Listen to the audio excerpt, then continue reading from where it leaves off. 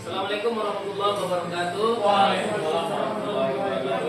Alhamdulillah, hamdan katsiran thayyiban mubarakan fi asyhadu an la ilaha illallah wa la syarika lah wa asyhadu anna Muhammadan abduhu wa rasuluh la ilaha nabiyya bala rahmatuh. Yang kami hormati Bapak Ibu yang telah berpartisipasi mengikuti program aksi nyata penggunaan 10 depan.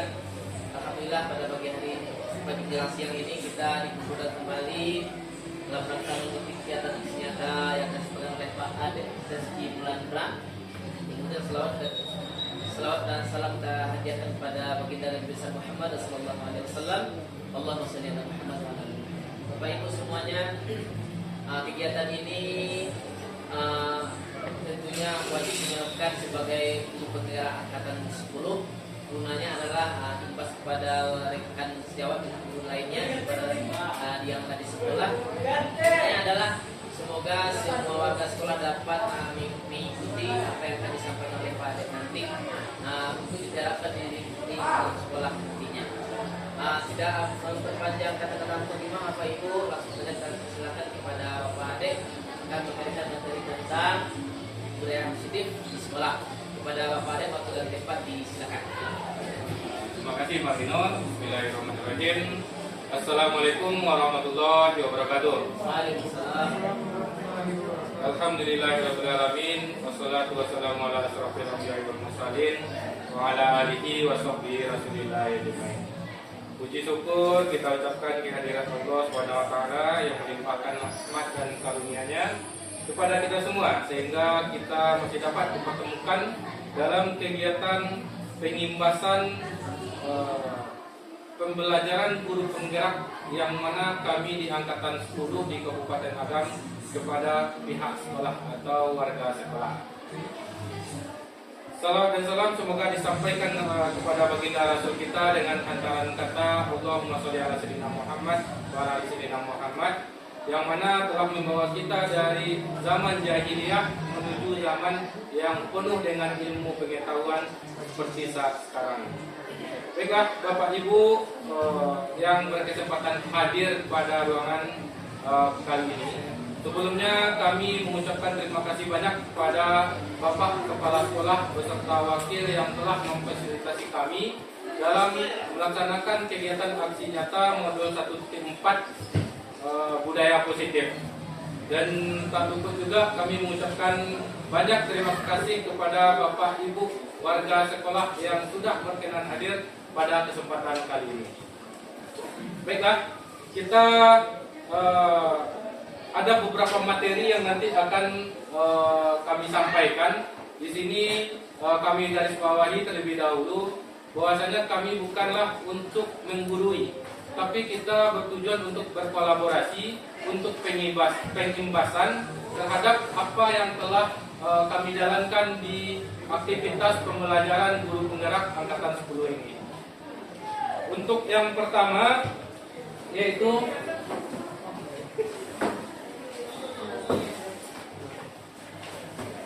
kita akan membahas untuk budaya positif yang dimana ada 6 kriteria atau materi yang nanti akan kami paparkan. Yang pertama disiplin positif dan nilai-nilai kebajikan yang universal. Yang kedua teori motivasi, hukuman dan penghargaan restitusi. Yang ketiga, keyakinan kelas. Keempat, kebutuhan dasar manusia dan dunia berkualitas. Yang kelima, restitusi. Lima, posisi kontrol. Yang keenam, setiga, restitusinya. Oke, sebelumnya kita harus memahami tentang paradigma baru. Yang mana tentu sebelum paradigma baru ini ada, tentu ada juga paradigma lamanya. Paradigma baru yaitu pembelajaran dengan paradigma yang merupakan pembelajaran yang dirancang berdasarkan prinsip pembelajaran berdiferensiasi. Maksud kata berdiferensiasi di sini adalah di mana kita menempatkan suatu komunitas atau kelas itu dengan beragam karakter, dengan beragam kemampuan, dengan beragam apa yang mereka ciptakan atau yang mereka capai, sesuai dengan kebutuhan peserta didik yang dapat mewujudkan profil pelajar Pancasila. Nah, untuk profil pelajar Pancasilanya di sini, kita tentu ingin profil pelajar Pancasila ini dapat terwujud atau terlaksana di setiap peserta didiknya. Apa itu pelajar Pancasila? Yang pertama adalah kita ingin peserta didik kita memiliki beriman dan bertakwa kepada Tuhan Yang Maha Esa dan berakhlak mulia. Tentu kita sebagai guru yang memimpin pembelajaran ingin siswa kita bertakwa dan pertamanya tentu kepada Tuhannya. Yang kedua, kita ingin peserta didik itu memiliki kebinekaan global. Kita juga ingin siswa kita untuk mampu bergotong royong, kreatif, bernalar kritis, dan mandiri. Tentu kalau seandainya siswa tersebut sudah memiliki profil pelajar Pancasila dengan 6 item ini, tentu itu sudah menjadi dasar atau kunci untuk siswa tersebut dapat sukses atau menggapai cita-citanya. Nah, dari paradigma tadi, nanti kita akan bereksperimen bahwasanya untuk merubah sesuatu itu harus berada dari intrinsiknya, harus berada dari dalam dirinya. Nanti kita akan coba bereksperimennya.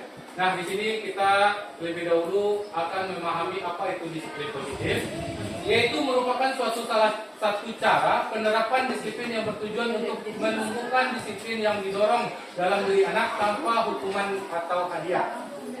Murid yang memiliki disiplin positif akan memiliki motivasi internal yang tinggi dalam menguasai diri untuk melakukan tindakan yang sesuai dengan nilai-nilai kebajikan universal. Sebagai pendidik, tugas kita adalah membimbing siswa untuk memiliki disiplin diri yang berasal dari dirinya sendiri. Siswa dalam melakukan disiplin positif tidak lepas dari motivasi yang ingin dicapai oleh siswa itu sendiri. Untuk itu, makanya tadi sebelumnya kami menyampaikan bahwasanya untuk menciptakan disiplin positif ini harus berdasarkan landasan dari dirinya sendiri terlebih dahulu. Karena untuk mewujudkan disiplin positif, sekolah perlu menyediakan lingkungan yang positif, aman, nyaman, agar murid-murid mampu berpikir dan bertindak dan mencipta dengan merdeka, mandiri dan bertanggung jawab. Nah, Bapak Ibu, kita melihat bahwasanya kenapa disiplin positif itu harus berasal dari diri siswa tersebut terlebih dahulu. Kita bereksperimen, nanti Bapak Ibu silakan cari pasangan ini berdua, ada guru yang A dan guru yang B. Nah, guru yang A silakan kepalkan tangan, bahwasanya yang kepalan ini yang digenggam ini adalah sesuatu yang berharga. Guru yang B itu nanti bagaimana beliau mencoba untuk membuka dengan segala bujukan, dengan segala rayuan, dengan segala cara agar kepalan tadi atau yang digenggam tadi agar bisa terbuka. Boleh kita eksperimen coba dulu Bapak Ibu. Silakan cari pasangan, lalu tentukan mana guru A dan mana guru B. Nah, guru A yang mengenggam tangan. Nah, yang menempelkan tangan Bapak Ibu. Guru B adalah berusaha untuk yang mencoba membujuk dan merayu bagaimana kepalan tadi dapat terbuka. Dengan segala cara, boleh. Dengan segala cara Bapak Ibu, boleh. Ada, coba silakan Ibu. Dengan segala cara. Kalau kepalan tadi tentukan siapa yang A yang B nya juga. Berikan satu ilmu Gimana dari A siapa yang B? bisa membaca tangan Pak Reza. Bagaimana Pak Dani bisa membuka kesalahan ini? Itu masalah. Tangan tangan. Yang ada siapa Pak? Pak Zil, berarti Pak Zil menyapa. Pak Reza membujuk Pak Zil agar mengetahui kesalahan Pak. Pak Zil yang membujuk. Dengan segala cara. Genggaman ini Dengan segala cara boleh bukan boleh Bu. Dengan tapi kita Pak Reza. Saya kasar juga. Boleh dengan segala cara Pak Bu. Jangan boleh kalau tidak mau dibujuk boleh dengan segala cara. Terbuka ada yang terbuka. Oke, masuk. Ada yang terbuka. Ada yang terbuka, tak kuat ya, masih kuat. Oke, kira-kira dari eksperimen yang sebentar ini kita lakukan, apa pembelajaran yang dapat kita ambil? Kita harus izin bicara. Ya, boleh Pak Zil. Hal yang dapat atau nilai yang kita ambil dari kegiatan yang sebentar ini itu kita harus melakukan kalau untuk anak ya, aplikasinya ke anak peserta didik, kita harus membawa atau mencari keinginan anak terlebih dahulu. Baru kita tahu, oh ini anaknya seperti ini. Salah satu contohnya seperti ini, misalnya anaknya hobi dalam untuk menjadi nanti dia targetnya menjadi tentara misalnya. Kita akan memotivasinya dalam bentuk olahraga. Oke, oh ini rasa bapak nih anak udah bagus ya, tapi ketika seperti ini rasanya kurang, fisiknya masih kurang. Target kita dalam 6 bulan ini harus seperti ini. Jadi ada dorongan, ayo mah, contohnya kurang psikologi kok. Oke, dari segi akademik bisa juga. Kurangnya matematika, bisa kok. Bapak guru matematika, bisa Pak, tolong kok. Yuk sore Pak tolong. Nah, jadi ada pemberian atau perlakuan khusus kepada anak yang berkebutuhan seperti itu juga. Oke, terima kasih Pak Zil. Jadi benar yang disampaikan oleh Pak Zil bahwasanya kita anak itu butuh dorongan. Jika mereka menginginkan tadi contohnya dia ingin jadi tentara, berarti yang harus dilatih adalah fisiknya, gitu tadi Pak Zil ya. Mereka akan lebih cenderung menyukai pembelajaran yang bersifatnya di luar ruangan, beraktivitas. Kira-kira ada tambahan yang lain Bapak Ibu dari eksperimen kita yang tadi dengan kepala tangan tadi Bapak Ibu? Tadi ada yang terbuka, ada yang tidak, ada yang secara dipaksa, ada yang secara terbuka selanjutnya. Ada tadi Pak Dani tidak mau dibuka.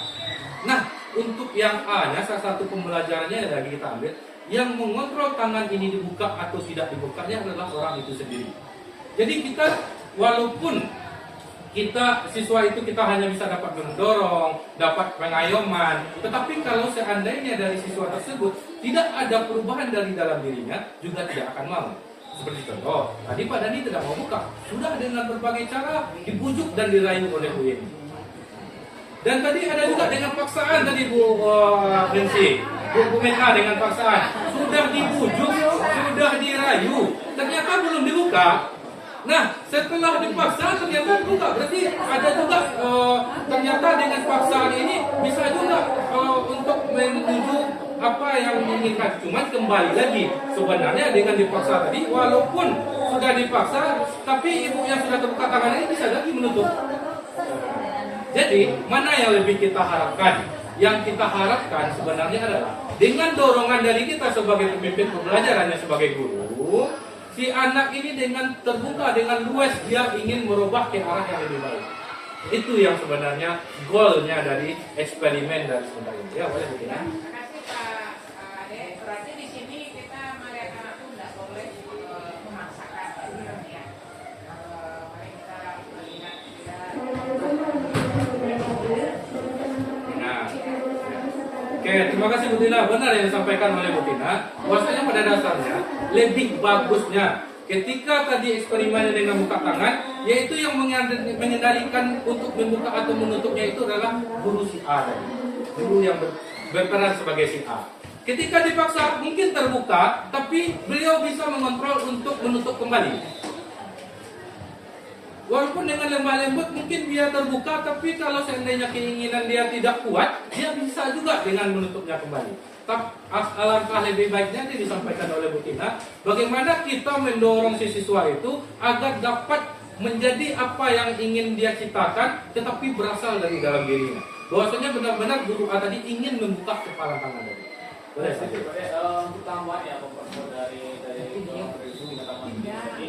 Seharusnya untuk di awal pembelajaran atau di semester awal itu anak fasiki itu bagusnya ada tesnya. Mereka nggak ada tesnya, tapi nggak diberikan kepada kita nggak mengenali.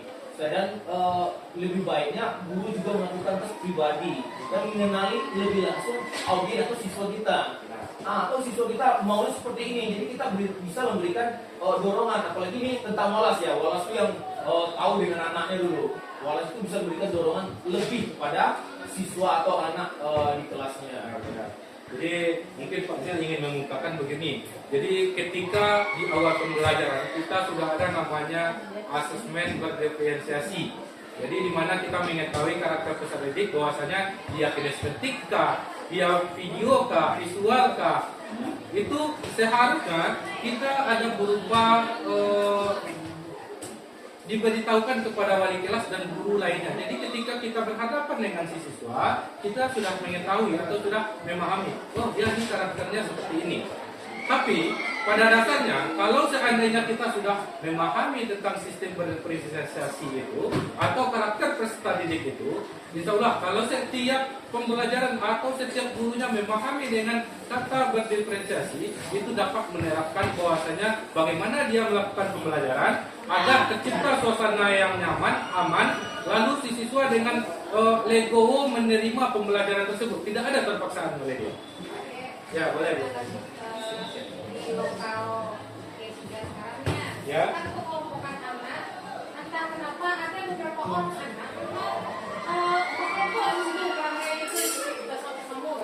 Nah, bagaimana apakah itu memang bagus untuk ini? Maksudnya kan tadi ceritanya kan anak tuh tadi kalau kita udah dapat nih, ini anaknya B-nya ini.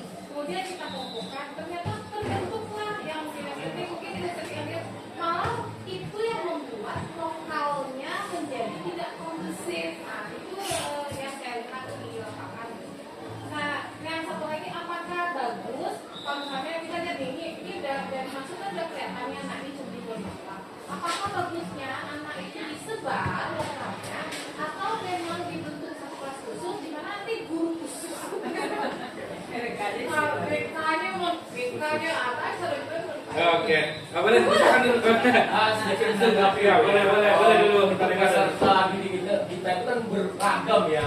Beragam. Kalau menanggapi dari yang dari materi tadi, kalau kita tumpu nanti kasihan gurunya satu. Jadi lokal khusus bermasalah, gurunya pusing sendiri. Kalau di depan dia akan begini.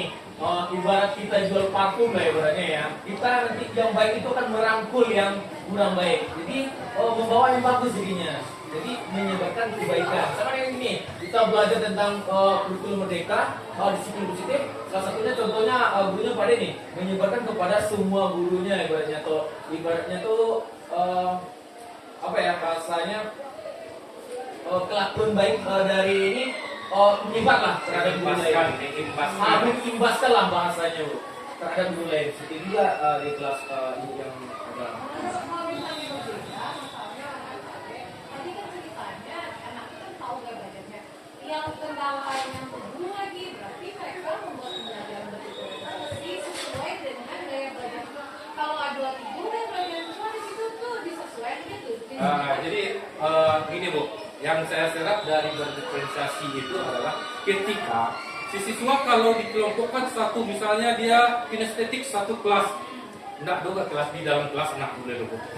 Jadi yang katanya berdiferensiasi, dia mencoba kolaborasi ketika dia ada siswa yang aktif, tentu ada juga siswanya yang pasif.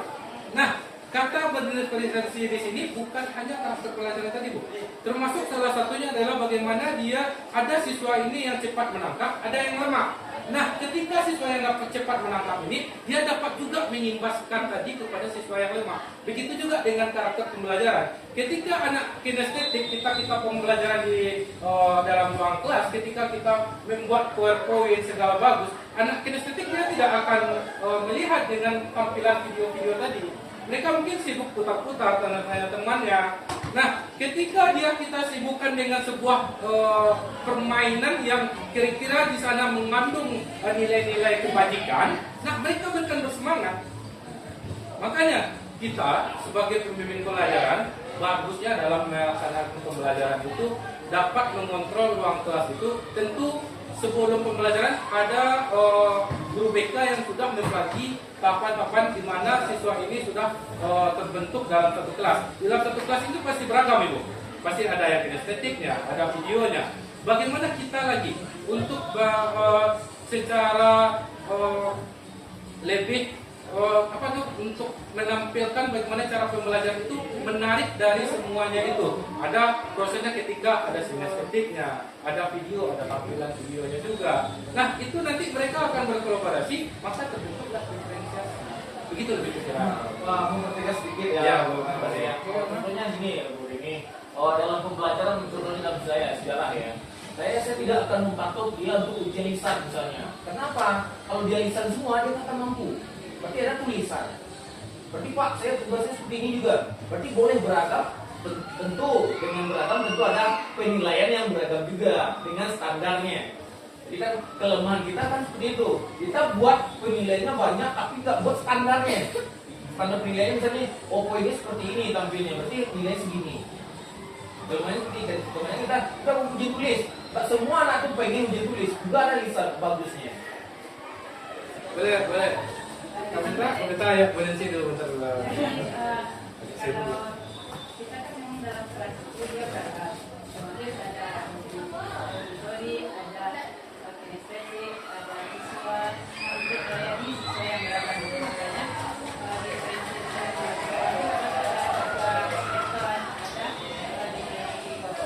ada diferensiasi nanti produk atau yang lainnya juga. Kemudian ada diferensiasi konten. Jadi kalau kita melayani siswa dengan diferensiasi linguistik dalam sini, misalnya kira-kira model pembelajaran ini bisa terpenuhi.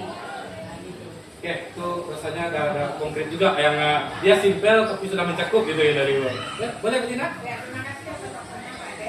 Di sini saya cerita tentang pengalaman ini. Ketika saya pernah memberikan satu tugas anak untuk membuat silsilah keluarga, ini merupakan mata pelajaran sejarah silsilah keluarga dengan kata kafon atau boleh dengan kategori atau akhlak.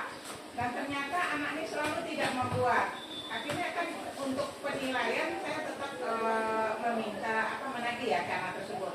Karena itu bercerita tentang silsilah keluarga, kakek, nenek, nanti keturunannya bagaimana. Akhirnya saya mengajak si anak ini bercerita di luar. Sambil cerita saya tanyakan berapa orang saudara ayahnya, berapa orang saudara ibunya, sampai dia menceritakan dengan nama-nama anggota keluarganya. Nah, di situ saya sudah melakukan penilaian. Nah, ternyata anak ini mungkin membuat kanva atau tugas ini terlalu berat bagi dia atau enggak ada seninya di situ. Dia merasa minder karena dia kawannya bagus-bagus semua, dia enggak mau. Akhirnya ngajak cerita, akhirnya selesailah tagihan dari mereka. Dapat juga nilainya jadinya. Iya. Ya. Jadi sebelumnya mungkin kita berpikiran berdiferensiasi ini adalah karakter saja, tanda kutip karakter saja. Ada yang karakternya kinestetik, video. Kita sebelumnya beranggapan itu saja. Tapi setelah kita menggali lebih dalam, ternyata yang dikatakan diferensiasi itu sangat beragam. Nah, tentu kita sebagai guru juga dituntut dengan hal tersebut. Juga harus memahami dengan hal tersebut. Oke, rasa cukup untuk yang apa ya Bu? Kita lanjut juga ini tentang perubahan paradigma teori kontrol, ilustrasi kontrol atau miskonsepsinya. Guru mengontrol murid. Pada dasarnya, seorang guru dapat memaksa murid untuk membuat sesuatu jikalau murid tersebut memilih untuk tidak melakukannya. Walaupun tampaknya guru sedang mengontrol perilaku murid, hal demikian terjadi karena murid sedang mengizinkan dirinya dikontrol. Saat itu, hendrak kontrol guru menjadi kebutuhan dasar yang dipilih murid tersebut. Teori kontrol menyatakan bahwa semua perilaku memiliki tujuan, bahkan terhadap perilaku yang tidak disukai oleh murid tersebut. Maksudnya untuk yang poin pertama, kita sebenarnya bisa untuk yang mengontrol murid ini. Misal, kita tetap tagihan kita tadi berupa catatan. Sedangkan si anak tidak mampu nih untuk melakukan catatan atau poster tadi yang dicontohkan Betina. Kita tetap memaksakan, si anak tetap akan membuat dengan apa yang mereka pahami. Cuman itu menjadi tidak relevan ya, karena murid merasa keterpaksaan. Yang kedua, ilusi bahwa semua penguatan positif efektif dan bermanfaat. Penguatan positif atau bujukan adalah bentuk-bentuk kontrol segala usaha untuk mempengaruhi murid agar mengulangi suatu perilaku tertentu. Suatu usaha untuk mengontrol murid tersebut dalam jangka waktu tertentu, kemudian murid tersebut akan menyadari dan mencoba untuk menolak bujukan kita. Seperti contoh, capek lah gue nak tugas tu, beko buat dia nilai rencak kalau siap ini. Ini salah satu sebenarnya hal yang bisa dikatakan mungkin kalau dalam tahapannya bukan keliru juga, tapi kurang tepat juga dalam kita penerapan ini. Kenapa? Dia akan melakukannya, tapi belum tentu untuk keselanjutannya. Jadi ketika kita memberikan sebuah respon berupa hadiah, gift, atau tawaran kepada siswa, dia mau melakukannya pada saat itu, tapi tidak dalam jangka waktu yang panjang. Mungkin pas mata pelajaran kita saja.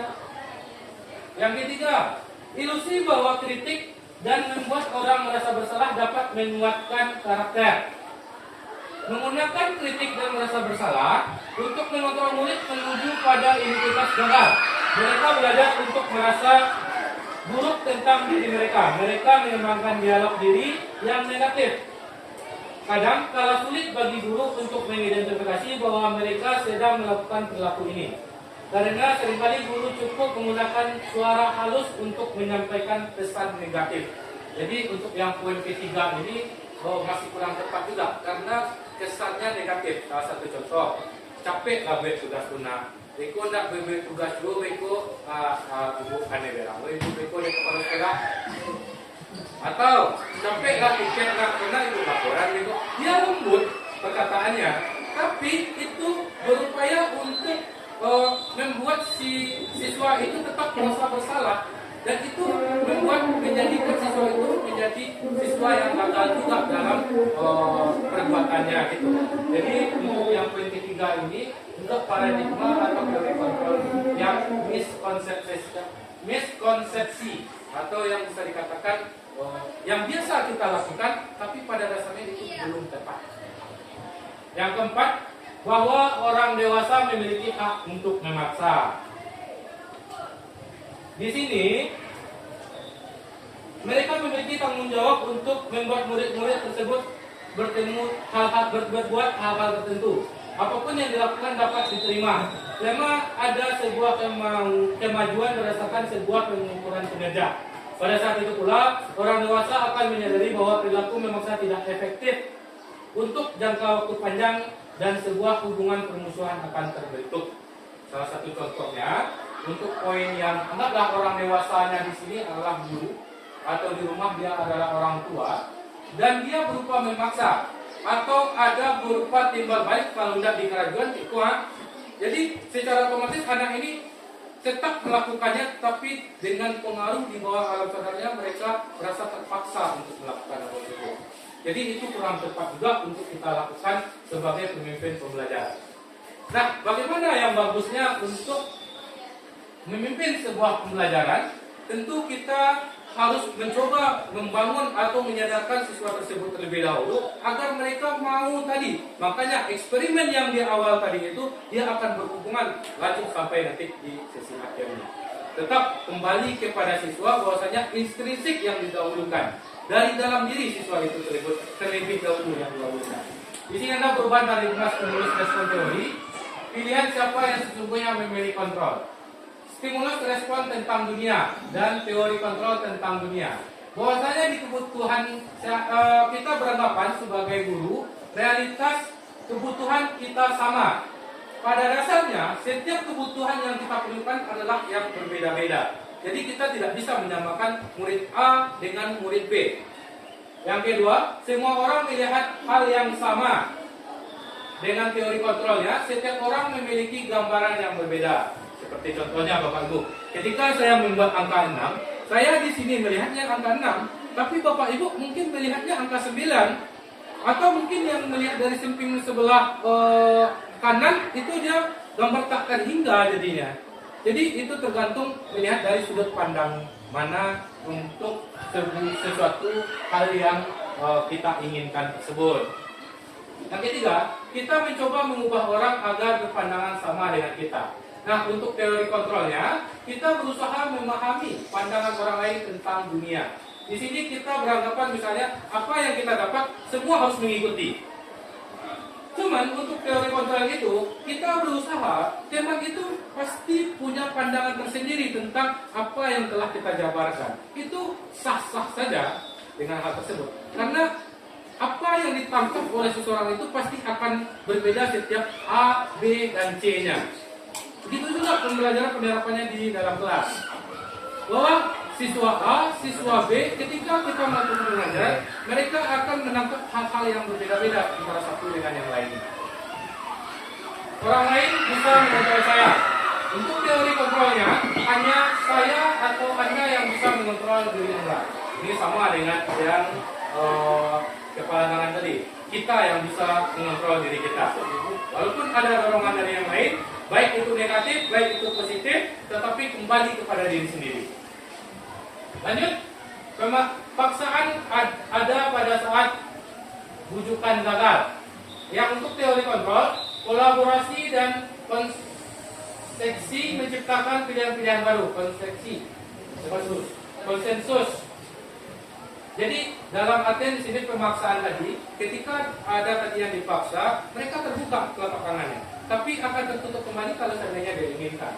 Nah, bagaimana caranya supaya yang tadi kuat tadi, mungkin Pak Dani dengan yang tidak terbuka tangan tadi, Pak Dani tadi, bagaimana beliau nanti Bu Yeni Ariza melakukan kolaborasi dengan Pak Deni. Si bola buka tangan, kalau seandainya buka tangan bisa menulis. Itu salah satu contohnya. Jadi terbukalah tangan Pak Dani untuk menulis. Gitu. Lanjut, model berpikir menang atau kalah. Sedangkan untuk teori kontrolnya, model berpikir menang-menang. Di sini dalam tahapan berdifferensiasi tadi, bahwasanya kita menunjukkan ada siswa yang menang atau yang kalah, ada siswa yang sukses, ada yang gagal. Nah, untuk teori kontrolnya, kita mengusahakan bahwa setiap siswa itu menuju atau mencapai cita-citanya masing-masing. Baik, Bapak Ibu, kita lanjut untuk motivasi. Diane Gonsen menyatakan ada 3 motivasi perilaku manusia. Yang pertama, untuk menghindari ketidaknyamanan atau hukuman, tingkat terendah dari motivasi perilaku manusia dengan ucapan atau kata apa yang akan terjadi jika saya tidak melakukannya. Yang kedua, untuk mendapatkan imbalan atau penghargaan dari orang lain dengan kata yang terucap dari siswa itu adalah apa yang akan saya dapat apabila saya melakukannya. Untuk menjadi orang yang mereka inginkan dan menghargai diri sendiri dengan nilai yang mereka percaya. Dengan kata saya akan menjadi orang seperti apa apabila saya melakukannya. Nah, dari ketiga ini itu adalah hal yang biasa kita lakukan di kelas. Misalnya, contoh, kalau seandainya siswa itu merasa nyaman dengan atau ketidaknyamannya atau berupa mereka mendapatkan hukuman, mereka akan berpikir, ketika saya tidak melakukannya, nanti akan bagaimana ya? Mereka akan berupaya untuk melakukan tersebut jadinya. Nah, untuk yang kedua, apa yang akan saya dapat apabila saya melakukannya? Salah satu contoh, misal apabila kita memberikan gift atau perilaku yang perubahan kepada peserta didik, apabila kita sudah memberikan ketika dia sudah berubah, lalu kita memberikan sebuah gift, lalu ketika kita sudah tidak memberikan gift lagi, mereka akan kembali ke asal mereka. Begitu juga dengan yang ketiga, saya akan menjadi orang seperti apa apabila saya melakukannya. Nah, hal ketiga ini kalau dapat dihindari oleh peserta didik dan ditanamkan dari dalam dirinya adalah yang nilai-nilai mereka percaya bahwa saya akan menjadi orang seperti apa bila saya melakukannya. Ini untuk hukuman, konsekuensi, dan restitusi. Kita lihat dulu Bapak Ibu. Yang hukuman adalah bersifat tidak terencana atau tiba-tiba. Hukuman bersifat satu arah dari pihak guru yang memberi hukuman dan murid yang menerima hukuman tanpa melalui kesepakatan. Contoh, ada anak terlambat dan tiba-tiba kita tanpa menanyakan, buat abe yo, aktif dia selalu terlewat. Itu terkadang termasuk saya sebelum dapat ini, saya sering melakukan hal tersebut. Hukuman itu dia berupa satu arah, hanya kita yang menginginkan hal tersebut, si muridnya belum tentu menerima dengan konsekuensi tadi, hukuman tadi. Nah, konsekuensi adalah sesuatu yang sudah terkena atau sudah disepakati oleh kedua belah pihak, yaitu guru dan murid. Maksudnya di sini, misal ketika siswa baru masuk ke SMA atau Banampu, mereka harus tahu dengan aturan-aturan Banampu. Itu yang dinamakan dengan konsekuensi. Misal, apabila dia tidak masuk dalam 1 minggu, ada kemungkinan pemanggilan orang tua. Itu adalah berupa konsekuensi. Salah satu contoh yang lainnya, apabila dia melakukan pelanggaran yang berat selama masa pembelajaran di sekolah, dia mungkin akan ada sampai di drop out atau keluar dari SMA. Itu adalah salah satu konsekuensi. Boleh Pak Dia? Konsekuensi ini kalau menurut pandang seperti yang Pak Dia katakan tadi, berarti ada hubungannya dengan aturan. Ada dengan hukuman ya. Ketika aturan dilanggar, berarti akan mendapatkan konsekuensi. Nah, itu yang menurut pandang saya. Ya benar, itu tepat yang disampaikan Pak Dir. Bahwasanya konsekuensi ini harus berdasarkan dengan aturan. Aturan adalah yang disepakati dari kedua belah pihak. Ketika siswa kita masuk ke SMA, tentu dia sudah mengetahui dengan aturan-aturan yang ada di sana. Tegas lagi ya, konsekuensi itu aturan.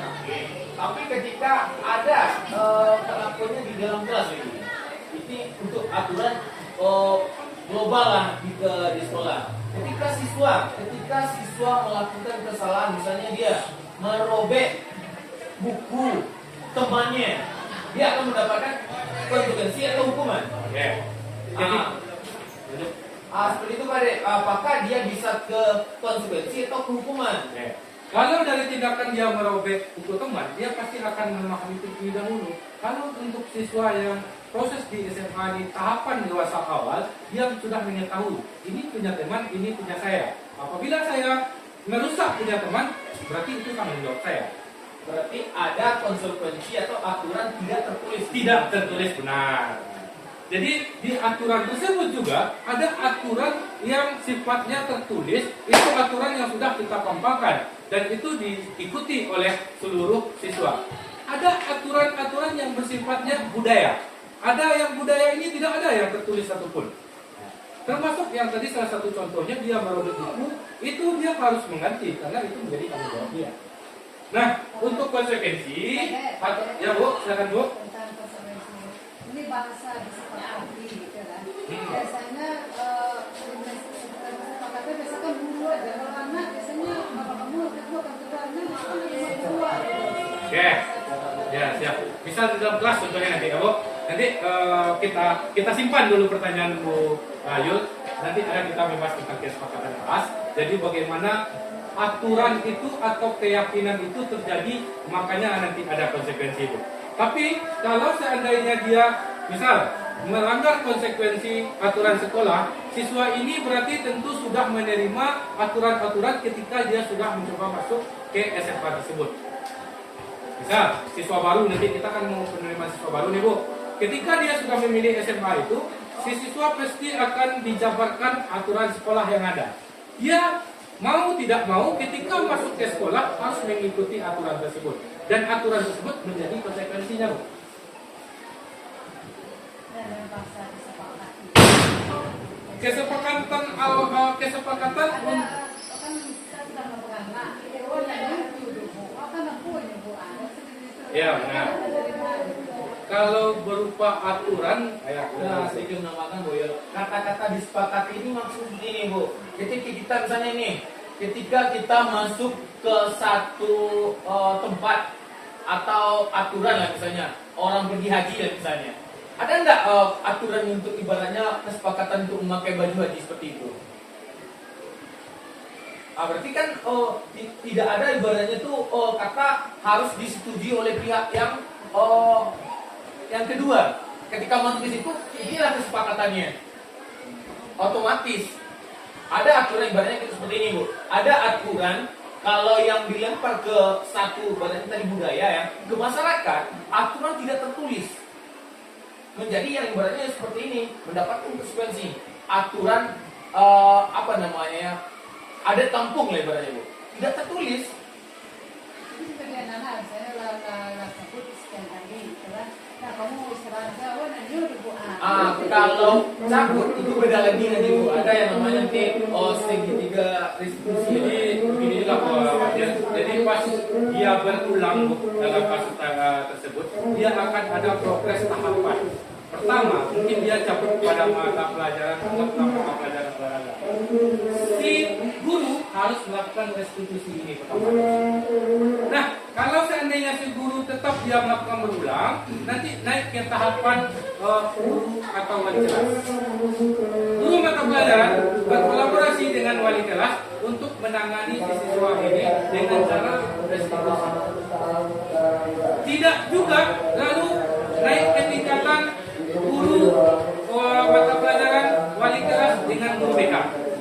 Guru BK lah yang nanti menggali tahapan dengan cara restitusi. Restitusi guru BK itu lebih mendalam daripada restitusi yang dilakukan oleh guru mapel ataupun guru yang lain. Boleh. Saya menyampaikan sedikit yang dibahas sama Bu Tio.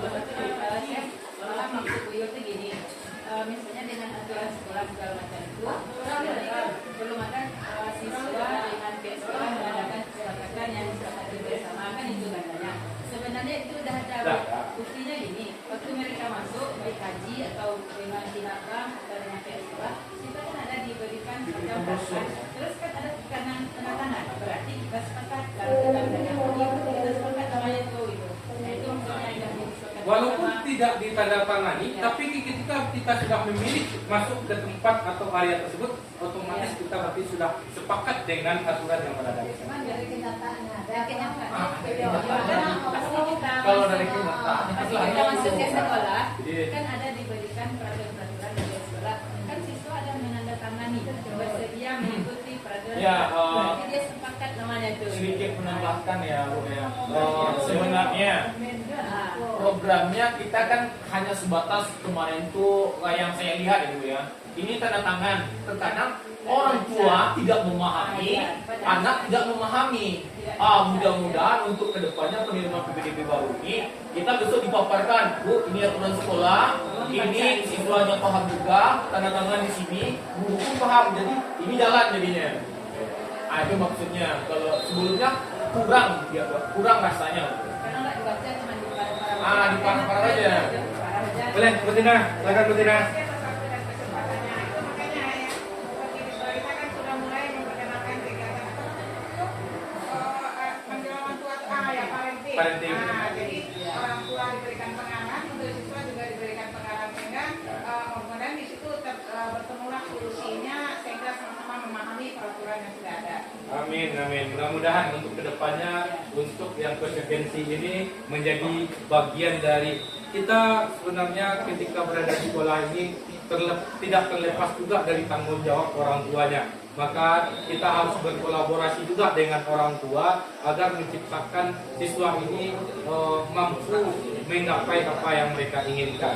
Nah, untuk konsekuensi adalah proses menciptakan kondisi bagi murid untuk memperbaiki kesalahan sehingga mereka bisa kembali ke kelompok mereka dengan karakter yang lebih kuat. Nah, untuk konsekuensi ini lebih menekankan daripada cara penyadarannya, Bu. Pak Ibu, bagaimana seorang guru atau pemimpin pelajaran itu menyadarkan bahwasanya si murid ini sudah berada di koridor yang salah. Ibu, kembali kita ke keyakinan kelas. Kita lanjut. Mengapa keyakinan kelas? Mengapa tidak peraturan kelas saja? Kalau seandainya kita melihat dari garis besarnya ini, kira-kira apa perbedaan keyakinan kelas dengan aturan kelas?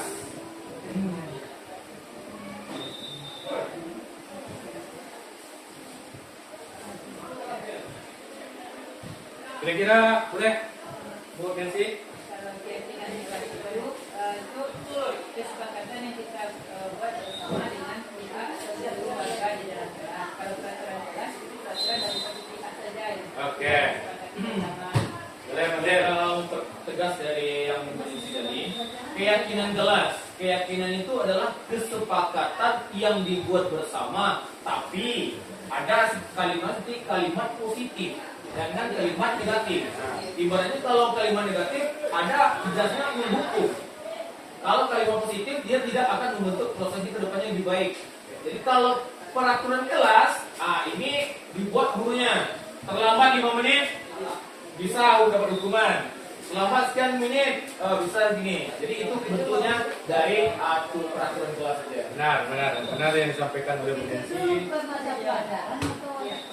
Ini bukan mata pelajaran, Bu. Tapi pada dasarnya Bu, kalau seandainya saya melihat dari kacamata saya pribadi, hal tersebut kalau seandainya diterapkan pada setiap kelas, itu bisa menjadi satu kelas itu sudah melakukan keyakinan kelas itu bisa berdampak pada seluruh mata pelajaran. Contoh pada dasarnya, kita lanjut untuk keyakinan kelasnya, contoh keyakinan kelas. Kalau di sini keyakinan kelas akan lebih memotivasi seorang dari dalam diri, dari dalam atau motivasi secara intrinsik, seorang akan lebih tergerak dan bersemangat untuk menjalankan keyakinannya daripada hanya sekedar mengikuti serangkaian peraturan yang mengatur mereka harus berlaku begini atau begitu, yang membuat ketidaknyamanan dan keterpaksaan. Contoh keyakinan kelas, kira-kira selama kita mengikuti ada kemarin kita membuat keyakinan kelas selama PBM. Coba satu saja kira-kira apa kira-kira contoh peraturan kelas dulu. Kita ambil beranjak dari peraturan kelas. Satu saja Bu. Ya boleh menesi. Laksanakan tugas tiket. Ya, ditambahkan dulu.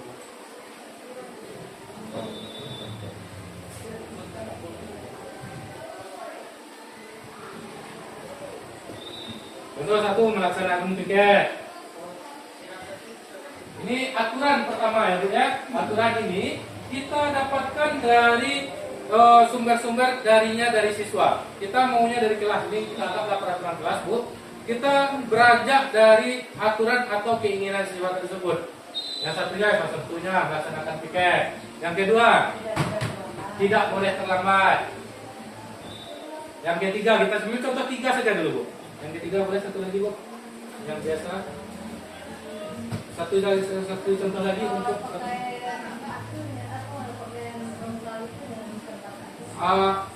memakai atribut lengkap. Nah, memakai atribut lengkap. Oke, di sini ada 3 peraturan kelas yang kita dapatkan dari murid. Yang pertama kita lakukan adalah merubah kata ini menjadi kalimat yang positif terlebih dahulu. Contoh, melaksanakan piket. Apakah ini sudah positif? Kira-kira apa ini? Masih berupa peraturan. Kira-kira apa yang kalimat positif untuk melaksanakan piket ini, Bapak? Marilah kita laksanakan piket dengan Nah, marilah kita melaksanakan piket dengan bertanggung jawab. Kira-kira dari yang disampaikan Bu Nancy ini ada berupa masukan yang lainnya, Bu? Kita ambil dari salah satu contoh dulu. Kalau tidak, kita lanjut. Marilah melaksanakan piket dengan tanggung jawab. Kira-kira sudah positif?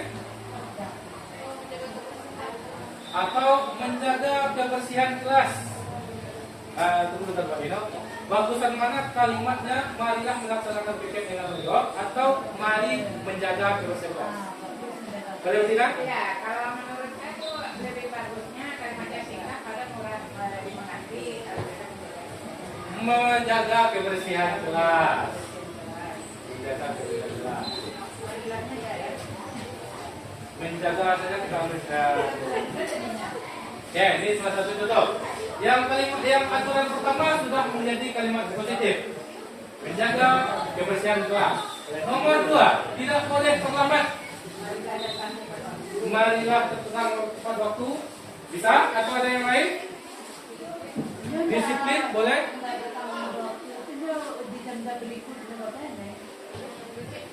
Disiplin waktu. Disiplin waktu. Kita ambil yang disiplin waktu. Yang ketiga, memakai atribut lengkap. Kalau sudah pas boleh kita masukkan langsung. Memakai atribut lengkap. Ya, sudah masuk. Masuk pakai artinya sama kan? Memakai atribut lengkap. Nah, sekarang kita sudah dapat peraturan kelas yang sudah kita jadikan kalimat positif. Selanjutnya, proses untuk menjadikan keyakinan kelas adalah dengan kalimat positif ini kita tanyakan kembali kepada warga di dalam kelas, apakah kita setuju dengan melaksanakan ketiga ini atau ada yang mau dirubah. Ketika kita sudah menanyakan kepada warga kelas tersebut dan mereka sudah setuju, hal itu akan menjadi konsekuensi nanti apabila si siswa tidak melakukannya. Contoh kayak piket tadi, ada guru yang tidak piket, berarti contoh keyakinan kelas yang mereka langgar adalah tidak menjaga kebersihan kelasnya. Apabila nanti ada anak yang terlambat, berarti dia sudah melanggar keyakinan kelas bahwasanya tidak disiplin waktu. Jadi ada beberapa kebiasaan kita yang sebelumnya kita menerima lalu mengelompokkan cuma sebatas itu, lalu nanti ada hukuman bagi yang kesalahan tadi. Itu yang kebiasaan kita yang sebelumnya kita laksanakan. Jadi ada poin yang kurang, yaitu bagaimana kita menjadikan peraturan-peraturan yang sudah kita kumpulkan menjadi kalimat positif. Dan kalimat positif inilah yang akan menjadi keyakinan kelas kita.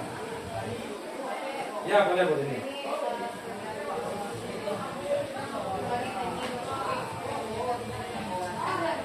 Ya. Nanti di situ berarti ayo kembali ke berarti kita kan diskusi. Ya. Diskusi, kemudian mereka memberikan kelas, otomatis waktu saya di lokal itu sudah habis kurang lebih 30 menit. Dan apakah itu efektif dalam tanda kutip sementara pembelajarannya bisa lebih 30 menit gitu. Nah, kalau seandainya di dalam misalnya pagi biasanya dia pagi anak piket masuk itu tentu kita harus melaksanakan piket dulu. Jadi dengan waktu kita mungkin yang terpakai untuk piket 30 menit itu, lalu setelah itu kita berikan restitusi, dampaknya akan jangka panjang. Jadi dampak yang jangka panjang inilah yang kita inginkan untuk besok-besoknya mungkin tidak mereka perbuat lagi kalau kita melakukan restitusinya. Kalau seandainya kita hanya pagi itu marah-marah, kita tetap meluangkan waktu kita untuk PBMI dengan piket, tetapi ada kemungkinan besok mereka akan mengulangi. Berarti dalam tanda kutip kan saya sebagai di lokal itu kan saya manajernya betul. Saya waktu itu bisa saja nanti akan habis 2 jam pelajarannya. Bisa saja habis dengan diskusi karena akan ada debat, akan ada ini atau ada satu solusi dah yang bisa Pak ditawarkan. Jadi sifatnya lebih efektif. Jadi salah satu yang restitusi itu pertama itu tidak di depan umum, tidak di depan umum. Jadi oke, jadi setelah tentu teman yang lainnya kalau kita panggil langsung teman yang lain melihat. Jadi biarkan mereka mengerjakan piketnya terlebih dahulu. Setelah piket kita lanjut pembelajaran. Nah, ada kemungkinan nanti kita di waktu yang lebih luang kita memanggil siswa yang tidak piketnya. Baru di sana kita terapkan restitusi. Tapi jangan sampai kita lupa bahwasanya nanti ada pemantauan. Kita harus mengingatkan lagi. Jangan setelah kita lakukan restitusi lalu kita biarkan, dia akan terputus nanti jadinya. Setelah kita lakukan restitusi, kita lihat untuk minggu depannya, kita lihat oh ternyata piket begini. Itu tetap pemantauan. Lalu kita berikan temu, kamu udah piket sekarang ya. Berarti mereka masih berpikiran masih jadi kok. Jadi pemantauan ini yang sering kita bisa dikatakan kita abaikan karena kita beranggapan sudah melaksanakan kegiatan yang pertama tadi, restitusi tadi. Ketika restitusi dilakukan, jangan lupa untuk melaksanakan tindakan berikutnya, pemantauan. Berarti Pak De di lokal itu apapun yang terjadi di lokal itu adalah tanggung jawab guru pusat itu. Ya. Nanti wewenangnya berarti nggak ada campur tangan dengan wali kelas kan? Nanti itu berarti dalam tanda kutip apa yang terjadi di lokal kasus apapun itu harus diselesaikan dengan restitusi oleh guru yang bersangkutan. Tidak selesai tadi kata Pak De ada janji awal. Berarti yang sekarang kan sudah dikumpul dan bertugas wali kelas. Sebenarnya. Tidak harusnya. Sebenarnya. Boleh, Harino. Ini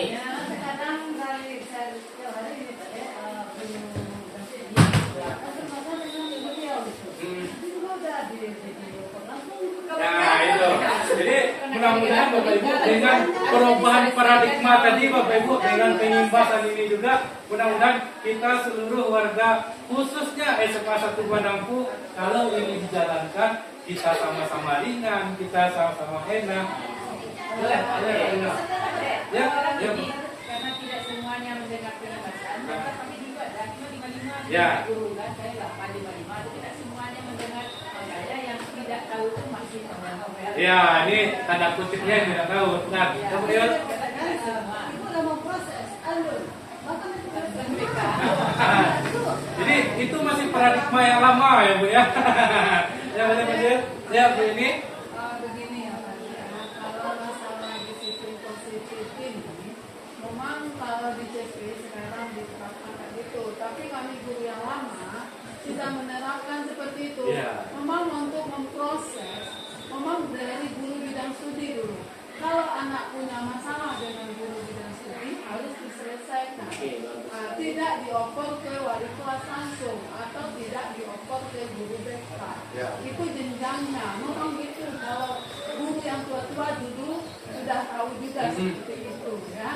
Tapi pelaksanaannya enggak. Ya, masalahnya karena punya guru bidang studi dia mau lepas, ibaratnya dia lepas langsung lapor ke wali kelas. Benar. Ya, termasuk saya juga seperti itu melaksanakan sekali-sekali karena kalau udah sanggup lagi menghadapi anak itu, jadi baru kasih tahu sama wali kelasnya. Karena terkadang Kita paradigma proses dulu guru bidang studi. Nah. Ya. karena paradigma kita yang lama guruku majak. Apa yang majak itu boleh? Karena itu kebiasaan yang lama. Itulah untuk itu kita merubahnya. Bahwasanya ketika warga sekolah berada di lingkungan sekolah, berarti seluruhnya adalah tanggung jawab kita bersama. Iya, kita sebagai guru itu bukan sekedar mengajar, tetapi kita harus mendidik dan membimbing siswa. Nah, Ya, karena kita terima gaji. Kalau enak yang mau gaji Pak. Nah, dan terima gaji kita, apa yang kita kerjakan pasti kita terima gaji. boleh sedikit Baik, kita tambahan ya Pak Dek, dari semua tambahan dari Bapak Ibu itu udah bagus semua ya.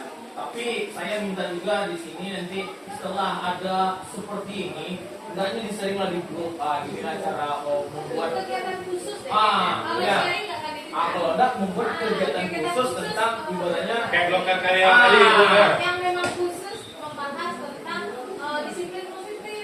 disiplin positif seperti ini, aturan yang mau diterapkan seperti ini. Jadi siswa guru yang lain juga paham. Kalau ibaratnya kalau sekedar beberapa guru atau 10, 20 nggak akan sampai gurunya. Itu maksudnya. Boleh, Pak Dina. Terima kasih Pak Azil sama guru lainnya. Memang itu bagus sekali Pak Azil. Kami di Loka 3, Loka 1 Pak. Loka 1. Kami itu ada namanya membuat apa Pak? Yang grup itu praktisi. Intinya Bapak Ibu, kami membuat grup. Contohnya grup itu membahas tentang karakter anak, khusus karakter anak. Itu dibahas kemarin di lokal karya satu. Tujuannya apa Bapak Ibu? Untuk mengetahui anak ini bermasalah dan berkelanjutan memprosesnya, tidak berhenti di situ. Oke Bapak Ibu, materi mulai dari diri itu sebenarnya perlu ditanamkan dulu. Kalau kita sadar dari diri kita anak ini butuh bimbingan Bapak Ibu, kita masuk kelas, anak bermasalah jangan dilaporkan. Sadar diri kita anak ini kita bimbing. Iya. Kayak gitu. Ya berani ya, tapi tidak boleh salah langsung gitu Ibu. Ibu belajar dulu, satu belajar dulu, nanti kelas pulang ada waktu kosong panggil. Baru bisa stabil di situ. Kalau depan orang banyak bisa stabil. Akan malu dia nanti. Itu harus dipanggil berhadapan dua arah, baru ngomong dengan baik-baik. Kalau langkah-langkah itu sesuai, baru dapat sadar diri mereka itu tambahannya. Oke, terima kasih Pak Rino dan ya ada lagi. Seperti ya ada kasus kita kemarin dalam pengawasan ujian. Itu seharusnya guru pengawas yang harus menyelesaikan kasus dengan anak, bukan dioper ke dalam grup. Ya. Ya, jadi kalau dioper ke dalam grup itu banyak rembesannya si A, si B, si C. Makanya kita sebagai guru kita harus menyelesaikan masalah kita dengan anak terlebih dulu. Benar. Tak dioper ke orang lain. Ya, boleh Fadil. Baik, ini boleh saya setuju dengan Bu Dini Ariza ya. Terkadang kita kebanyakan dari guru-guru itu sebagian besar ya, bukan semuanya, hampir memperlakukan seperti itu. Aku anak siapa mah? Misalnya saya di tim disiplin ya, itu tim disiplin saya tuh, ada info tuh banyak. Masalahnya ini kan anak kita bersama. Benar. Salah satunya satu lagi ya saya contohkan Bu ya. Masalah tanggung jawab kita secara yang ada materinya itu tentang agama ya, agamis, religius ya. Saya pikirkan salah satunya tanggung jawab kita amiliat nak sholat. Dua saya nak di situ mungkin ceria tu nih. Ada komunitas kali dua hari itu situ lewat kan. Argumentasi dengan argumentasi dengan. Tuh awak sih tanggung jawab awak sih salah satunya anaknya ke sembahyang itu salah satunya kesadaran seperti itu hendaknya dibentuk lagi. Dan guru saya yang bertanggung jawab untuk sholat tuh tanggung jawab kita bersama. Inginan ada juga di situ lewat gurunya hendaknya sapu tuh. Seperti itu sebenarnya. Memperkecil yang mengenai apa tadi, seharusnya kita memperkecil masalah, jangan memperbesar. Terkadang guru itu memperbesar. Kalau di selesai di situ kan perlu dibawakan tua. Itulah jadi lo madu ya. Kalau tidak boleh mereka. Jadi awalnya menilai menjadi ya. Itu mas Ya, boleh Bu Desi. Yang dengan yang Pak Jo bilang tadi, yang mulailah dari sendiri. Kebetulan saya kalau di sejak belajar kan kebetulan mau sergut. Nah itu saya suka juga patroli di kelas yang sejak kawan saya. Tapi tidak semuanya. Itu mencoba mereka mengisahkan. Nah itu yang bisa saya lakukan untuk berpartisipasi walaupun bukan di disiplin, walaupun bukan yang bukan agama, tapi minimal mulai dari jangan memberatkan kesatuan. Jadi kesimpulannya bisa kita ambil ketika kita berada di suatu wilayah berarti itu tanggung wilayah tanggung jawab kita. Oke, kita lanjut Bapak Ibu. Jadi untuk keyakinan kelas kita oke. Kita masuk ke kebutuhan dasar manusia. Seluruh tindakan manusia memiliki tujuan tertentu yaitu memenuhi kebutuhan dasarnya. Jika seorang anak telah memenuhi kebutuhan lima kebutuhan dasarnya, maka anak akan tumbuh secara seimbang dan bahagia. Sebaliknya, jika kelima kebutuhan dasar tidak dipenuhi, maka anak akan mengalami emosi negatif, bosan, sedih, kecewa, bahkan mereka dapat melakukan perbuatan yang bertentangan dengan nilai-nilai kebajikan atau melanggar aturan. Jadi, setidaknya siswa itu harus mampu memenuhi kebutuhan dasar manusia terlebih dahulu untuk siswanya. Yang pertama adalah bertahan hidup, yaitu berupa tempat tinggal, pakaian, keamanan, itu masuk dalam kebutuhan bertahan hidup, kesehatan dan makanannya. Jadi Bapak Ibu, ketika ada nanti siswa, Pak, saya izin Pak mau ke kantin misalnya. Kita boleh mengizinkan siswa tersebut, tapi tidak secara keseluruhan, mungkin bergantian satu persatu. Kita tidak bisa juga menahan. Ini ketika perut kosong disuruh membuat pelajaran matematika, leleh. Pelajaran desimal, tidak kemas dua dong Bapak Ibu. Jadi ketika karena kebutuhan dasarnya kurang, ada yang belum terpenuhi. Yang kedua, kasih sayang dan rasa terima kasih.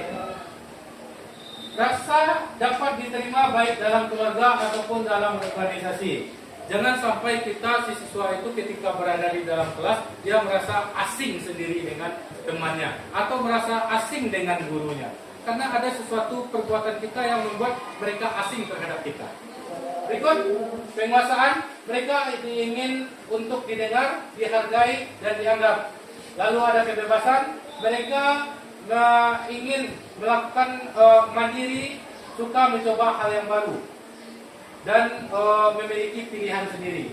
Kesenangan, kebutuhan akan beriman, bermain, tertakwa, dan sendaburan. Jadi apabila kelima kebutuhan manusia ini terpenuhi untuk siswanya, mudah-mudahan setelah itu siswanya mampu dengan baik menerima pembelajaran kita. Kita masuk ke kita balik dulu. Ada pertanyaan kira-kira untuk kebutuhan dasar? Kalau dilihat dengan Profesor, beberapa anak yang banyak yang dari keluarga yang dokter. Ya. Nah ini gimana caranya? Memang dia kemarin di keluarga tetapi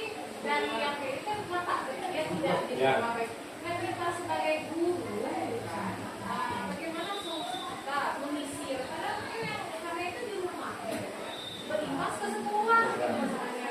Bagaimana tuh? Berarti aku masih kayak dulu kayak bisa gitu.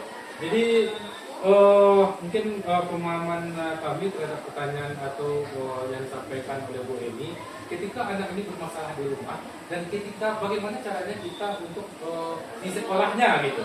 Nah, ketika itu yang sering terjadi, Bu, ketika anak tuh misalnya dia di rumah sudah ada masalah, pas nyampe di sekolah, sobo, guru kan ya dia boleh, mampa dia akan seorang anak tuh, Bu. Jadi ketika dia merasa mendapatkan kenyamanan di sekolah, merasa mendapat ketenangan di sekolah, mereka akan merasa nanti seru di sekolah leh. Nah nanti mudah-mudahan setelah ini kita imbasnya pertama di pihak sekolah, mudah-mudahan setelah ini kita ada bagaimana programnya kepada pihak keluarganya. Jadi karena salah satu yang terdekat dari siswa itu yang pertama adalah keluarga. Jadi karena kita pengimbasnya pertama dari pihak sekolah, kita sekolah dulu lah yang mencoba untuk memperbaiki ini step by step dan mudah-mudahan nanti ada program yang akan dilakukan oleh pemerintah kepada orang tua. Kita kembali memperkuat juga dari pertanyaan Bu Eni ya. Masalah yang paling berbahaya, ibaratnya yang paling sering maupun di pokoknya dalam dunia pendidikan itu masalah broken. Pasti bukan hanya misalnya di sekolah bawah mampu, di seluruh Indonesia ini pendidikannya itu masalahnya broken. Jadi banyak anak tuh yang terlantar karena apa? Tidak adanya satu wacana yang ibaratnya atau program dari sekolah bagaimana cara menanganinya. Kalau ada satu program yang bagus, berarti anak ini akan terbawa bagus juga, ibaratnya tidak terabaikan atau dia mendapatkan pendidikan yang bagus juga. Kadangkala, kalau keluarga broken itu maaf ya Bu ya, misalnya ada yang ini, bapaknya di penjara, amatnya lo pilih pulang. Ini yang membuat anak ini nggak sinkron, anaknya sinkron sama neneknya. Gimana lah caranya? Kondisinya beli kata Pak tadi kan, itu nggak dia dapat di sekolah, kan nyari lo, atau tambah gitu. Tapi seharusnya bagusnya mungkin bisa masukkan program di BK juga di Bu ya. Jadi ada satu konsep atau program bagaimana cara menangani anak yang seperti ini ya. Jadi nggak hanya konsul aja. Kalau hanya konsul aja ibaratnya kunjungan rumah nggak akan berfungsi kalau menurut saya. Jadi adalah tanggapan dari sekolah tuh bagaimana program baiknya. Itu kerja dari sekolah dan mungkin ada sedikit pengorbanan di sekolah juga yang lebih agak berat. Itu maksudnya cerita Mas. Oke, terima kasih Pak Zia dan Bapak Ibu semuanya. Mudah-mudahan untuk kedepannya ada program yang lebih baik untuk melengkapi kebutuhan ini. Karena karena ini kebutuhan dasar harus dimiliki. Kalau seandainya memang ada yang kurang, maka itu akan menjadi dampak negatif terhadap hal tersebut. Baik, Bapak Ibu, ya Bu. Boleh. Kita bagian anak terlambat itu kan ada sebenarnya ada juga anak yang nggak mau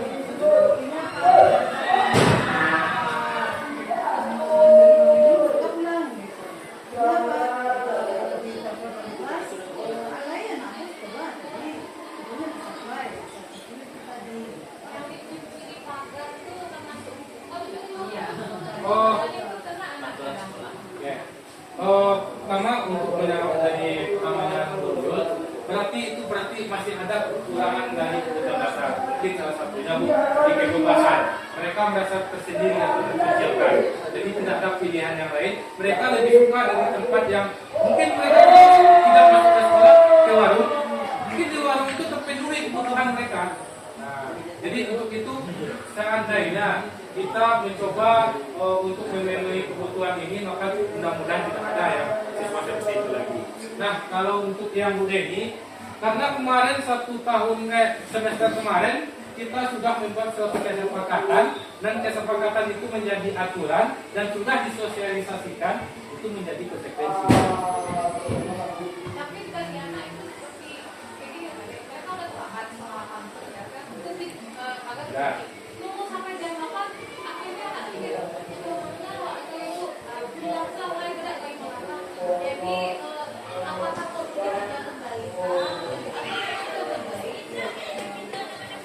Ada sebelumnya Bapak Ibu yang menambahkan? Oke, kita jawab dari Bu Eni. Kalau menurut saya perlu ditunda. Karena dari jam 7.30 sampai jam 8 anak itu tidak melakukan apa-apa. Mereka berdiri di pagar, malahan ada yang kembali pergi ke kantin atau yang kembali keluar. Setidaknya itu adalah momen untuk segitiga restitusi untuk anak. Boleh Mas ya? Menanggapi Pak ya. Ini mungkin kita harus paham, harus memahami juga ini untuk guru piket ya. Terkadang kita mengacuhkan. Kenapa mengacuhkan?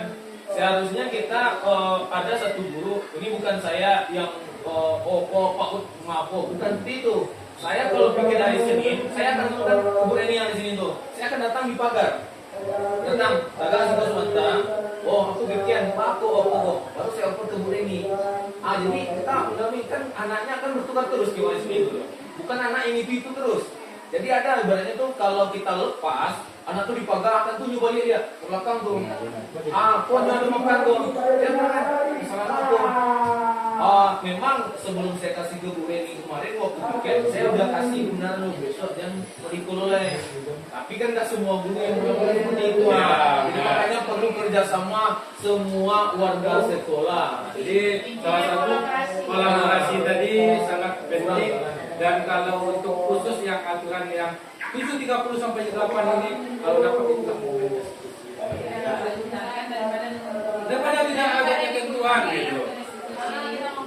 Bagi guru piket lah dulu keranjurnya guru piket. Jadi mudah-mudahan setelah ini, setelah ada pengimbasan ini, ada perubahan yang terjadi. Bapak Ibu, kita lanjut untuk posisi kontrol. 5 posisi kontrol.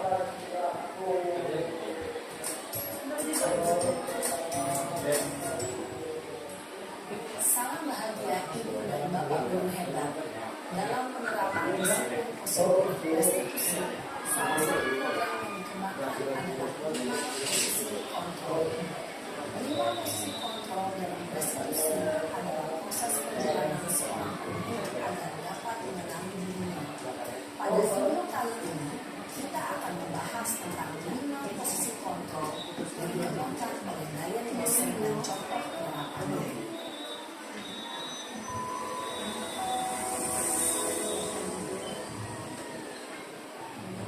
5 posisi kontrol itu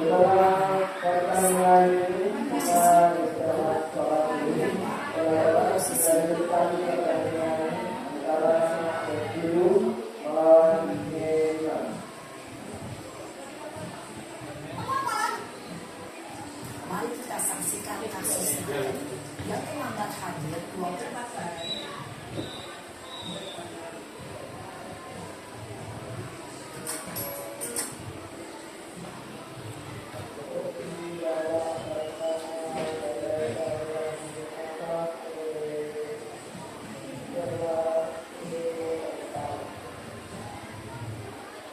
Jadi Bapak Ibu, posisi kontrol itu ada 5.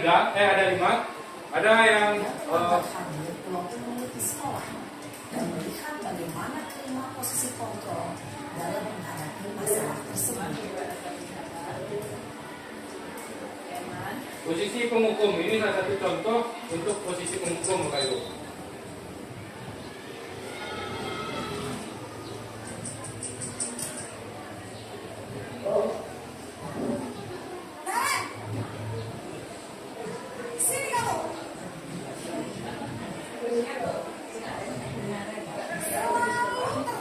Siap Bu Tina tuh Bu.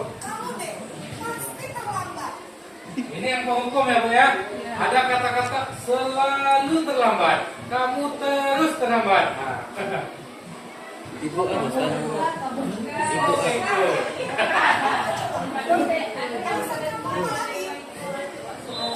Gurunya Pasti tidak keluar itu. Dasar pemalas, gak tahu si kamu. Sudah berapa kali terlambat? Sana, kamu keliling lapangan basket 2 kali.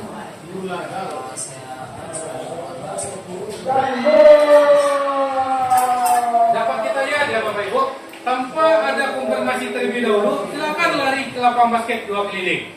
Itu adalah posisi kontrol di penghukum.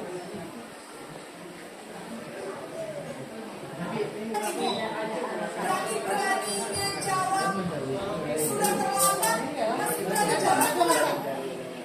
Sekarang keliling lapangan basket 5 kali sekalian. Lihat orang, cepat. Dari saya lapangan basket. Posisi penghukum biasanya berbicara dengan nada menghampiri, menunjuk-nunjuk, menyakiti, dan menyebabkan bisa berfungsi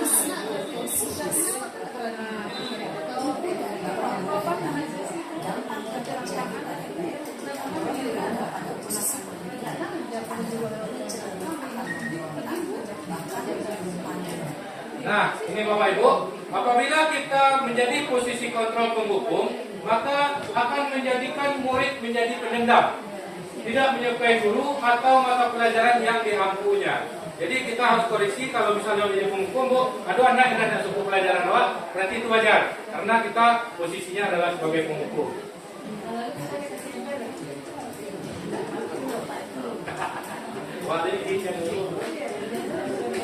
Ini pembuat posisi pembuat rasa bersalah.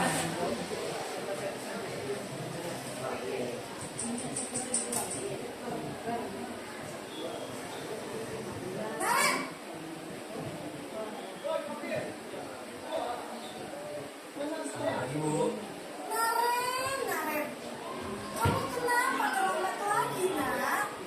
Ya Tuhan, Naren. Kamu senang ya bikin ibu susah ya?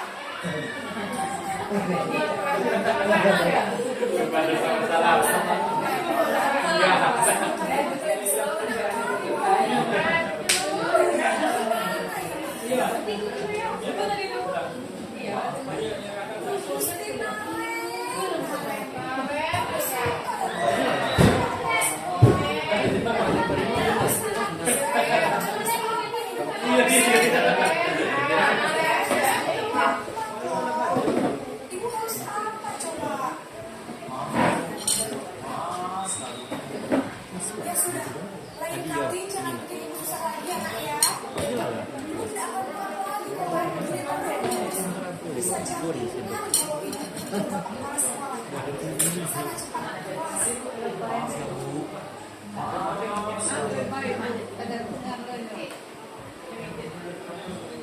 Posisi pembuat rasa bersalah berbicara dengan nada tenang, cenderung namun kata-kata yang digunakan membuat merasa menjadi orang yang gagal, memandang dirinya sendiri, merasa tidak berharga, tidak sanggup membahagiakan orang lain. Ketika diri mengambil posisi pembuat rasa bersalah, murid akan menganggap dirinya yang bersalah, dia akan berubah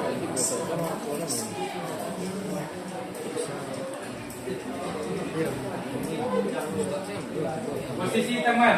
Ini contoh perilaku atau posisi teman ketika bertemu dengan muridnya.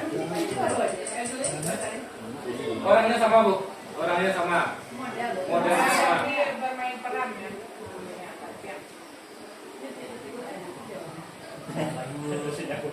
Wah, sudah jam berapa ini, nak? Terlambat lagi ya saya. Please, tunggu saya, tunggu motor saya, Bu. Kamu malah menyalahkan ibu kamu. Kamu bukannya anak yang paling kencang. Kok terlambat sih? Iya, Bu. Saya memang terlambat bangun tadi.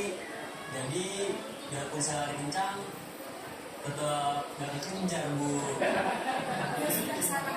Nanti lain kali larinya lebih kencang lagi ya. Biar gak terlambat lagi. Bikin senang ibu. Demi ibu. Bisa kan? Bisa, Bu. Sudah, bagus saja posisi temannya ya, Bu ya. Kamu ini ada saja.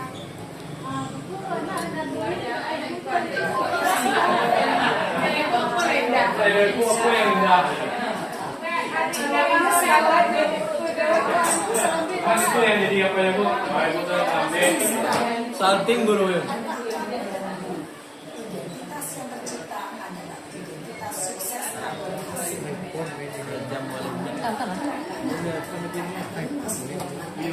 Wih, panjangnya. ini intinya ya, Bu. Ini masih dorongan eksternal kalau dalam posisi teman.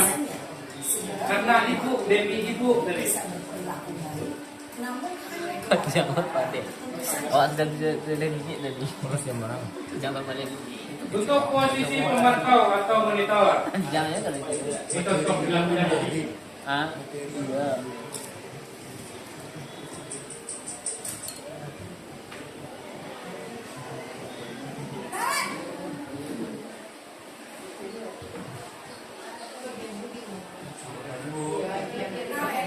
Apa peraturan sekolah kita tentang jam berapa kita harus masuk sekolah, Nak? Kita harus di sekolah jam 7. Iya betul, sekarang sudah jam 7.20. Kalian sudah tahu konsekuensinya jika terlambat hadir? Paham Bu, saya harus tinggal kelas pas jam istirahat selama 20 menit. Iya benar, konsekuensinya demikian. Jadi nanti jam 9.30 pas istirahat, kamu harus tinggal di kelas, kerjakan tugas tambahan untuk penanggulangan kamu, ya. Posisi pemantau mengandalkan penghitungan atau data untuk mengontrol murid. Guru mengarahkan murid berdasarkan peraturan dan konsekuensi. Seorang pemantau Jadi untuk posisi pemantau ini Bu, sebenarnya adalah guru yang aturan, guru yang mematuhi konsekuensi sekolah. Nah, tetapi pada dasarnya itu sudah bagus, tetapi belum sempurna. Nah, di posisi mana yang harusnya atau yang sebenarnya kita inginkan di sekolah itu ada? Karena belum sepenuhnya mandiri, karena masih terikat dengan aturan-aturan. Tapi posisi manajer inilah yang paling diinginkan atau yang diciptakan di lingkungan sekolah. Gimana cara penyajiannya?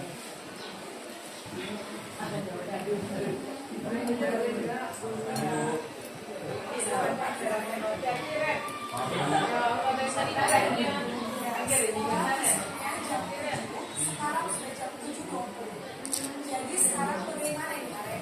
Maaf Bu, saya lupa saya semalam.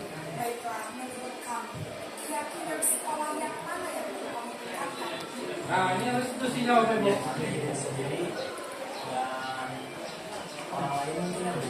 Semua mahasiswa kita itu Iya Bu, saya meyakininya. Apakah kalian bersedia memperbaiki masalah keluarga? Bersedia Bu. Bagaimana kalau memperbaiki masalah keterlambatan?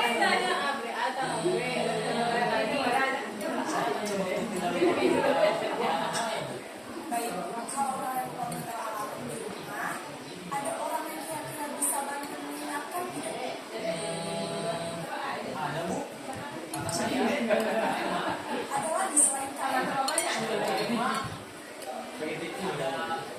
ibu saya.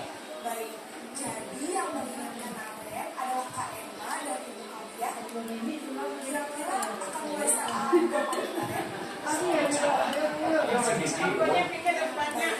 Jadi Arek akan secara alami untuk bangun besok pagi dan akan diingatkan oleh kakak dan ibunda Arek ya. Ada lagi yang yang bisa cuma aja bapak saya akan mengosongkan saya besok. Baik Bu, terima kasih. Nah, oke. Sedang dipotong rambutnya ditahan. Tadi ada dari Bu Reni, kenyataannya tidak seperti itu. Ternyata pas ditanya sama anak, waktu kalambet, wah kalambet jago malam Bu. Tuh baca juga, nggak tahu Bu. Barang cak juga, entah lah Bu. Ya, silakan baca ini. Mungkin ini memperkuat aja boleh ya, itu kan kondisi real di lapangan kita. Berbeda dengan kondisi lapangan mungkin di SMA yang lebih unggul ya. Saya juga merasakan pernah ngajar di SMA 10 Padang itu waktu 2018 anaknya itu udah bisa diambil pendidikan seperti ini. Dia sadar akan pendidikan. Salah satu contohnya motivasinya. Dia buat di dindingnya. Dia mau jadi apa? Jadi dokter. Mau jadi apa? Jadi itu yang menjadikan motivasinya terlebih dahulu. Dia sadar nggak akan terlambat dia pergi sekolah. Kenapa? Karena motivasi tadi. Sekarang bagaimana di SMA saat bermampu ini menimbulkan motivasi dan kesadaran belajar. Walaupun jangan just melintas kita aja sampai nggak akan bisa, pasti bisa, tapi bagaimana caranya menimbulkan hal yang seperti itu. Nah, itu dan kemudian proses yang continue.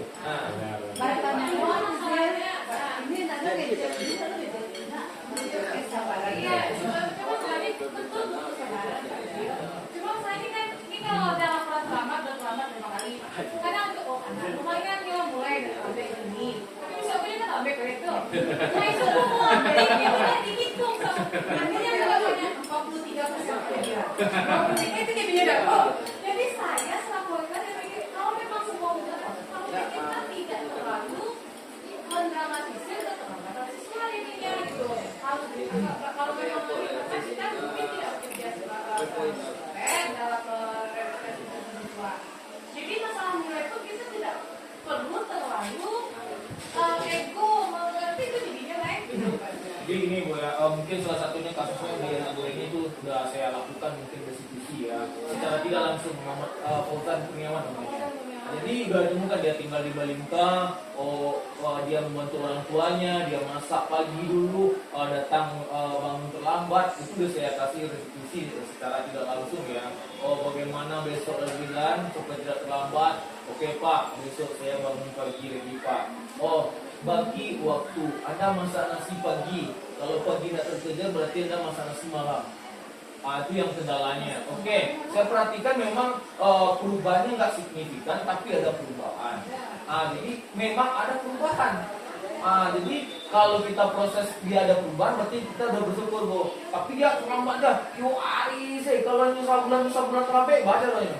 Jadi kan kalau dia terlambat sekarang, besok seminggu lagi terlambat sekali, itu bisa dimaklumi lah. Karena kondisinya kita berbeda-beda. Oke, boleh Bu Edi. Sesuai dengan topiknya Pak, yaitu disiplin positif. Disiplin positif itu kan dari dalam diri kita sendiri. Ya, kalau seandainya kita punya niat, ada dorongan dari orang tua, otomatis siswa kita tidak akan terlambat. Bukan anak Hureni aja, anak saya juga ada yang seperti itu, lokal saya ya. Jadi karena dia motivasinya kurang dari dirinya, kemudian orang tua tidak ada pula pagi di rumah lagi, sehingga menyebabkan si anak ini terlambat datang ke sekolah. Jadi makanya disiplinnya itu dimulai dari dirinya sendiri. Kita di sekolah hanya sebagai pendidik dan mengingatkan siswa lagi. Kalau seandainya sudah dari dirinya, mulai dari dirinya itu akan berdampak juga pada kehidupannya. Menambahkan atau tambahan dari begini ya, sebenarnya yang masalah disiplin ini Bu ya, itu didikan dari keluarga sebenarnya. Kalau keluarga saya sudah mencontohkan, ada ibaratnya mencontoh dari satu keluarga itu teman saya, anaknya 7 ke 8 semuanya, pendidikannya sama, bagus. Dia butuh misalnya sopan santun, dia diajarkan sopan santun. Orang contohnya duduk di atas meja nih, di atas kursi ya. Di atas kursi, orang duduk di bawah semuanya, teman-teman saya ketika datang ke rumahnya. Bunda pernah mengajarkan nggak seperti itu? Langsung nanya dulu. Berarti itu adalah didikan yang mendasar dari rumah, termasuk disiplin. Ketika anak diajarkan bangun pagi, kebanyakan orang tua tuh lalu aja nanti jam 10 biar itu. Itu yang menjadi kebiasaan. Jadi kalau di rumah bagus pasti di sekolah bagus. Jadi kita harus sebenarnya memberikan dorongan juga terhadap orang tua di rumah, maksudnya perbekalan juga. Jadi ini kayaknya terbalik sekarang Mbak Del. Dari sekolah dulu baru nanti lingkungan rumah. Kalau seharusnya rumah dulu baru kita enak di sekolah. Ibaratnya kalau merubah 15 tahun kebiasaan itu dalam waktu seminggu 2 minggu nggak bisa. Adun. Berarti butuh kolaborasi. Butuh kolaborasi seperti kayak parenting orang tua. Oke, baik. Ya Bu, boleh Bu, silakan Bu. Betul. Ayo dia apa itu jadi kerajaan itu? Ada ketemu tuh kalau enggak pakai kerajaan lu Pak, enggak makan kami ya Pak. Sebetulnya niat dari anak. Jadi harus dari Sudah siswanya. Kita sebagai guru kan begitu juga kan. Kalau seandainya bel udah bunyi dan 7:30 kita udah membayangkan pintu akan terkunci. Nah, bagaimana? Bagaimana langkah kita supaya tidak sampai kita berkurang di luar pulau malu. Jadi walaupun bagaimana cara kita lakukan untuk tidak terlambat. Yang disampaikan Bu ini sebenarnya yang goal poinnya. Oke, ini tadi posisi kontrol, ada penghukum, pembuat rasa bersalah, teman, pemantau, dan bagaimana kita menciptakan bagaimana kita seorang pemimpin pembelajaran menjadi manajer yang baik. Nah, untuk posisi motivasi eksternal dan intrinsik ini, ada guru berbuat dan penghukum, ada yang membuat rasa bersalah, teman, dan pemantau atau manajer.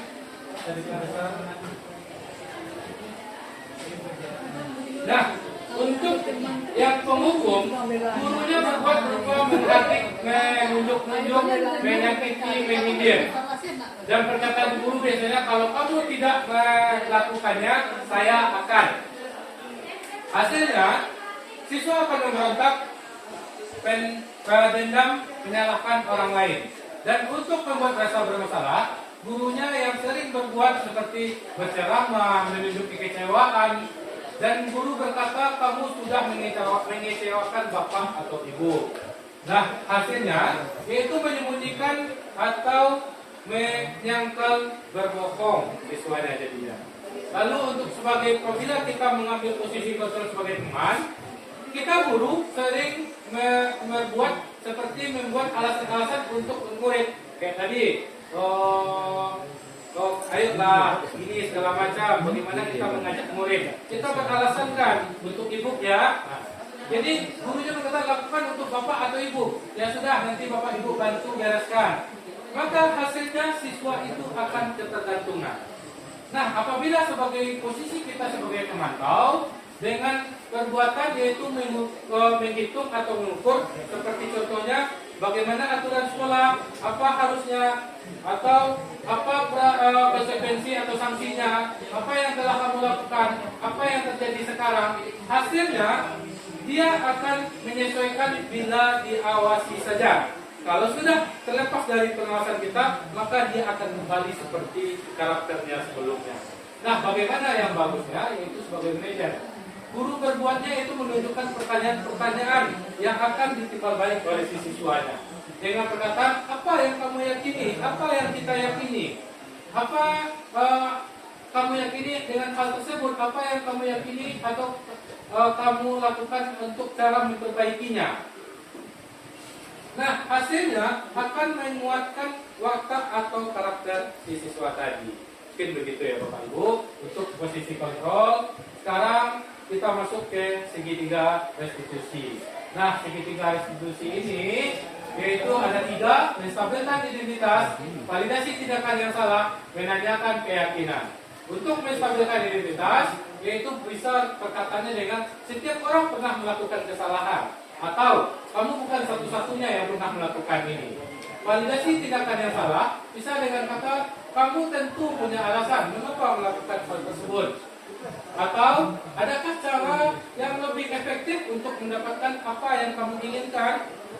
Untuk menanyakan keyakinan bisa dengan kata-kata kamu ingin menjadi orang seperti apa, atau keyakinan kelas apa yang telah kita sepakati. Sepertinya ada salah satu contoh. Ini bagaimana cara dari segitiga restitusi yang dilakukan oleh boleh secara apa Bu, tapi yang disebut yang siswa sudah merasa bisa contoh gambaran bagaimana positif yang diterapkan di lingkungan sekolah yang dikenal dengan nama restitusi.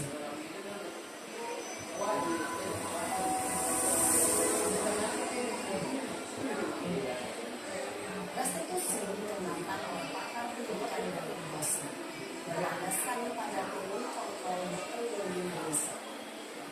Segitiga restitusi adalah suatu proses dialog yang dijalankan oleh guru atau orang tua agar dapat menghasilkan murid yang mandiri dan bertanggung jawab. Pada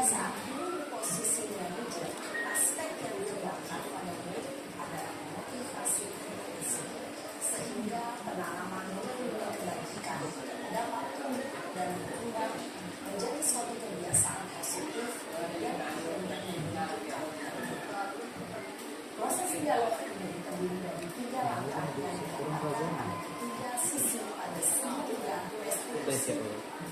Sisi pertama adalah menstabilkan identitas. Stabilkan identitas. Sisi kedua adalah Validasi tindakan yang salah. dan sisi yang ketiga adalah Menanyakan keyakinan. Ibu dan Bapak Guru, berikut ini akan ditunjukkan bagaimana seorang guru berada dalam posisi manajer menggunakan penerapan segitiga restitusi. Contohnya Bapak dan Ibunya mencoba restitusi sebagai manajer.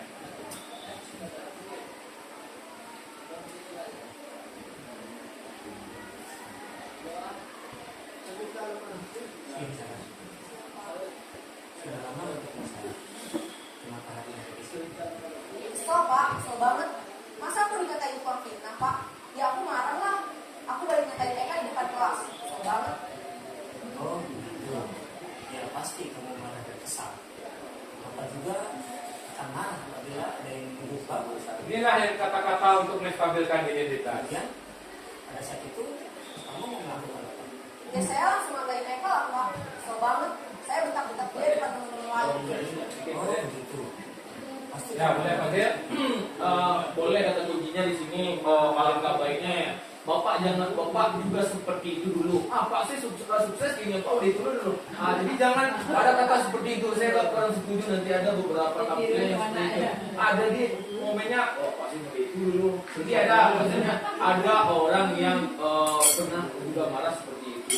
Pada dasarnya untuk menstabilkan ini bahwasanya mereka bukan satu-satunya. Sebenarnya seperti itu. Itu. Tapi bagaimana dia mencoba nanti bangkit dari hal yang Oke, Pak De. Bukan satu-satunya, tapi jangan mencontohkan ke diri kita. Nah. Jadi ada konsep negatif nanti.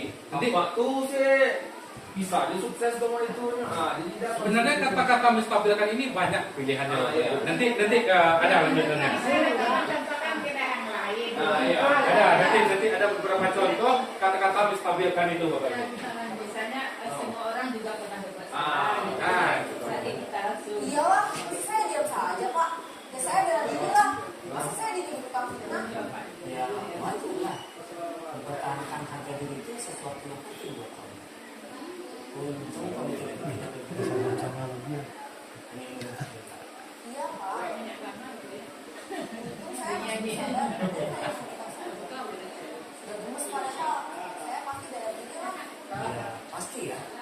Tapi kamu memilih untuk tetap bertahan dan bersabar. Kamu memilih untuk tidak lebih parah lagi. Nah, sekarang coba kita lihat lagi tindakan kamu yang bentak-bentak Eka di kelas. Tindakan kamu itu kira-kira sesuai dengan keyakinan kelas atau prinsip kamu tidak? Enggak lah pak. Capek pak jadi pengarang. Jadi keyakinan atau prinsip mana yang kurang sesuai dengan keinginan kamu? Ya saya sebenarnya sangat menghargai orang lain. Mungkin saat itu saya menjadi emosi. Jadi tidak menunjukkan sikap itu. Kamu meyakini tidak? Menghargai orang lain itu penting buat kamu. Yakin lah pak. Iya, setuju. Kita harus saling menghargai.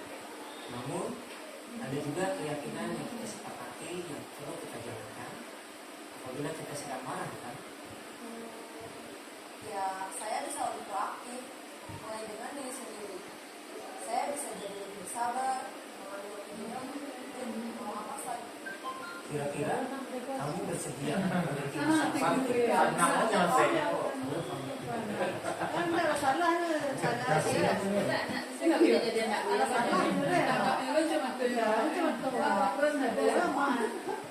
Iya. Menurut kamu, bagaimana rasanya berada seperti itu? Ya nyaman lah. Bangga bisa bersabar dan menghadapi. Baiklah kalau begitu. Yuk kita pikirkan bagaimana memperbaiki masalah ini.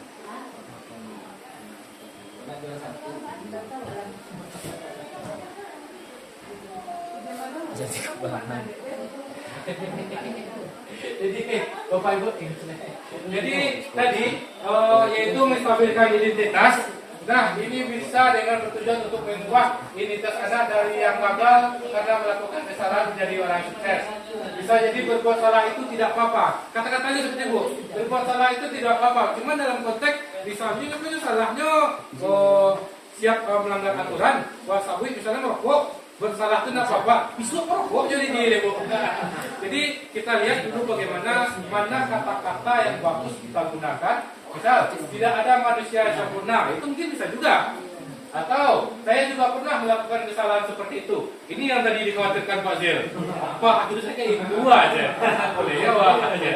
Nah, jadi ini beberapa pilihan kata kita sesuaikan dengan persoalan yang ada dan bagaimana kita sesuaikan juga dengan si siswa yang akan kita restitusikan.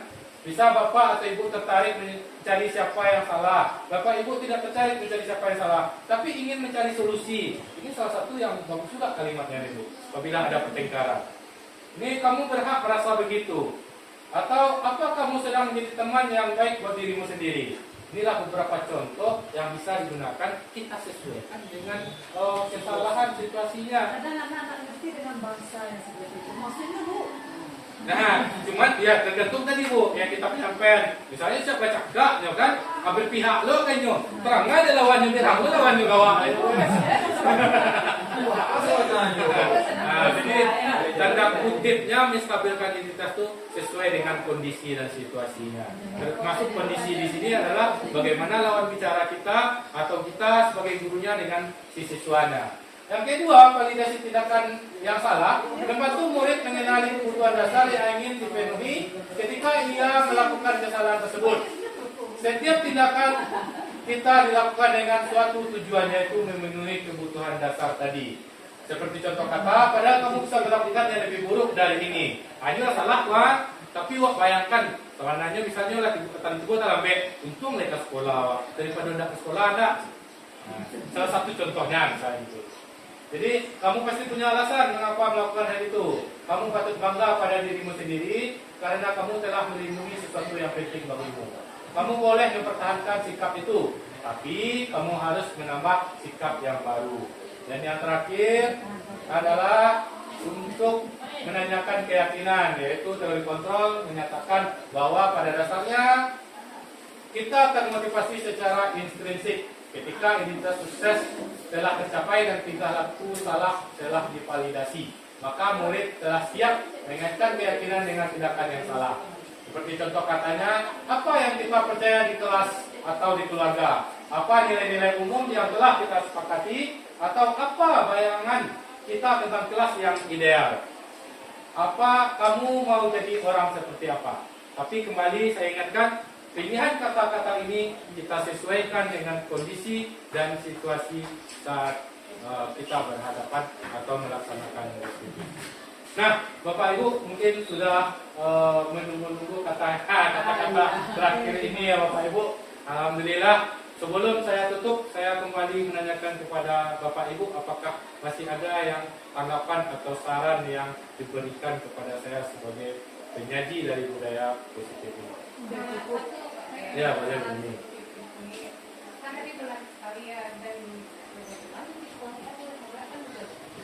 bagaimana kalau misalnya kan banyak anak kita yang bisa dilakukan diskusi, kan satu ini kan jadi kami sebagai tim observer mau ngamati, jadi tahu gitu kira-kira gimana Pak usahakan kamu gitu ya, nggak langsung mempraktikkan langsung, nanti dilihat progresnya seperti apa. Jadi jangan lihat ya kami gitu Pak Dek, ternyata oh iya berarti yang salah itu bagian itu gitu Pak ya. Masalahnya kan dari tahun ke tahun yang saya alami gitu, pasti ada beberapa anak yang maksudnya awal berusaha tapi kan kalau memang anak memang sebagai walasan Pak ya.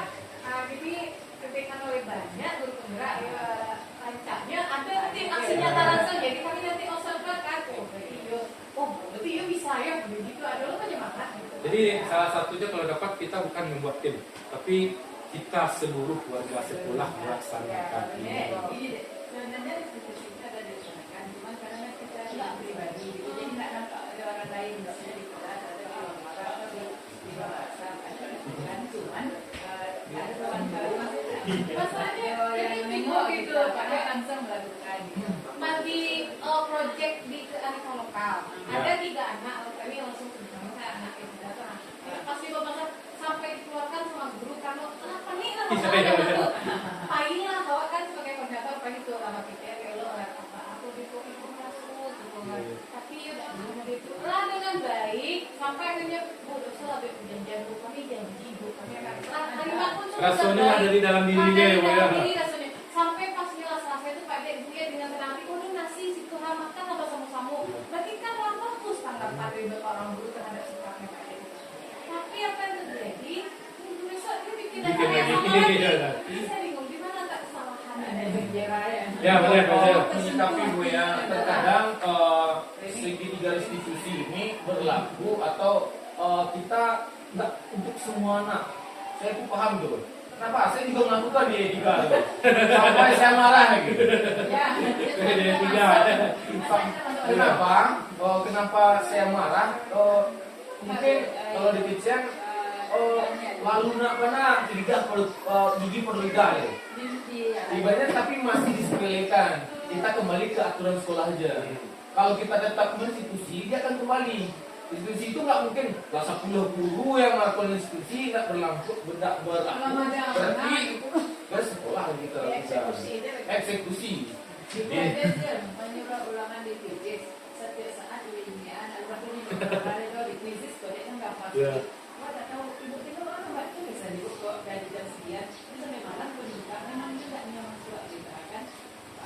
Jadi ya salah satunya mungkin kalau seandainya kita sudah melaksanakan restitusi, lalu tahapan proses sudah kita lakukan pemantauan juga gitu ya Bu ya. Lalu kita naikkan tingkat prosesnya sudah juga.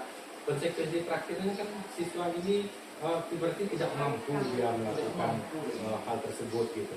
Jadi kita kembalikanlah mungkin kepada pihak sekolahnya lebih dahulu, nanti melihat tanggapan dari sekolah bagaimana untuk perkembangan ke depan. Institusinya Pak Dek berhasil tuh di akhir semester kemarin. Abangnya madu Bu, aku juga dengan memang Itu memang menanggapi Bu ya. Itu memang semua anak tipikal seperti itu. Kenapa? Ada ancaman seperti ini pasti tinggal kelas. Jadi kalau nggak dipeluan berarti nggak bisa ujian. Jadi ibaratnya kadang kata-kata tidak bisa ujian, tidak naik kelas berarti sadar sudah sadarnya sebentarnya malah tidak ujiannya. Lah dapat dapat ujian jadi enggak ada sana lo ya kan masih ada yang ibaratnya. Jadi itu mungkin ada masalah-masalah yang tidak bisa terselesaikan Kan restitusinya ya, karena restitusi ini mungkin di awal kalau sudah selesai lalu proses berikutnya mungkin harus ada tingkatannya. Bahkan mungkin tadi ada sampai ke BK, kalau lah BK itu lebih mendalam restitusinya mungkin ya Bu ya, lebih jauh restitusinya nih sampai ke rumah gitu. Jadi kalau lah lebih harus kita di BK itu lah mungkin harus ada kalau tidak ada harus berlaku konsekuensinya lagi. Karena Bu jelas kita nggak ada ya. Ujian kemarin ini kan masih banyak di antara anak-anak kita yang belum menyelesaikan sampai akhirnya 100 lebih. Ya benar. Nah ini sepertinya harus kita sampai anak-anak yang menjadi salah si itu merasa lama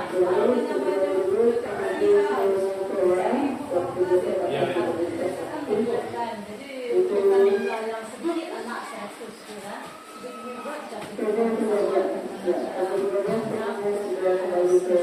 Biar tidak berkelanjutan gitu ya. Terkadang gini mencari solusi, terkadang guru mapel udah mencari solusi. Salah satunya ini Bu ya yang saya terapkan. Saya akan menagih anak ini kalau masuk kelas tugasnya ini belum saya ingatkan. Kalau lagi ini guru nak piku bisu anak masuk anak. Jadi bakal cara orang minta le. Langsung apa? Hanya kau pada lupa dua minggu itu mah masuk balik. Jadi kalau itu tentu bakal cara kamu minta kawin. Jadi lawan diinginkan kan? perihal Bapak Ibu, jadi mudah-mudahan dengan adanya pengimbasan ini seluruh keluarga sekolah, seluruh Bapak Ibu guru, karyawan serta usaha kita bersama-sama untuk membangkitkan, menciptakan lingkungan yang nyaman sehingga terciptalah sesuatu intrinsik yang bagi dalam diri siswa ini untuk keinginan yang mau untuk maju sehingga tercapailah cita-citanya di masa yang akan datang. Baik Bapak Ibu, terima kasih seluruhnya. Ya. semua belum kita mau begini loh. dia nak bagaimana ya. Dari dirinya. Untuk dari Masukan sedikit lagi Bu Yulian. Nanti kalau ada program di awal PPDB, kita buatlah motivator atau motivasi untuk anak ini, ada tangan motivator kan. Jadi memunculkan motivasi di awal lagi. bukan tak Bukan hanya untuk anak OSIS saja, tapi untuk seluruh anak di sekolah ini. Sekarang kita penting ya. Ya, kita ada parenting di tahun ajaran baru, Bu. Jadi itu panggilan orang tua, bagaimana kita memperkenalkan sekolah kita. Jadi kita berkolaborasi juga dengan orang tua. Baik, terima kasih Bapak Ibu atas kesempatannya. Saya akhiri, kalau ada kesalahan dari saya pribadi, saya mohon maaf. Wabillahi taufiq wal hidayah. Assalamualaikum warahmatullahi wabarakatuh.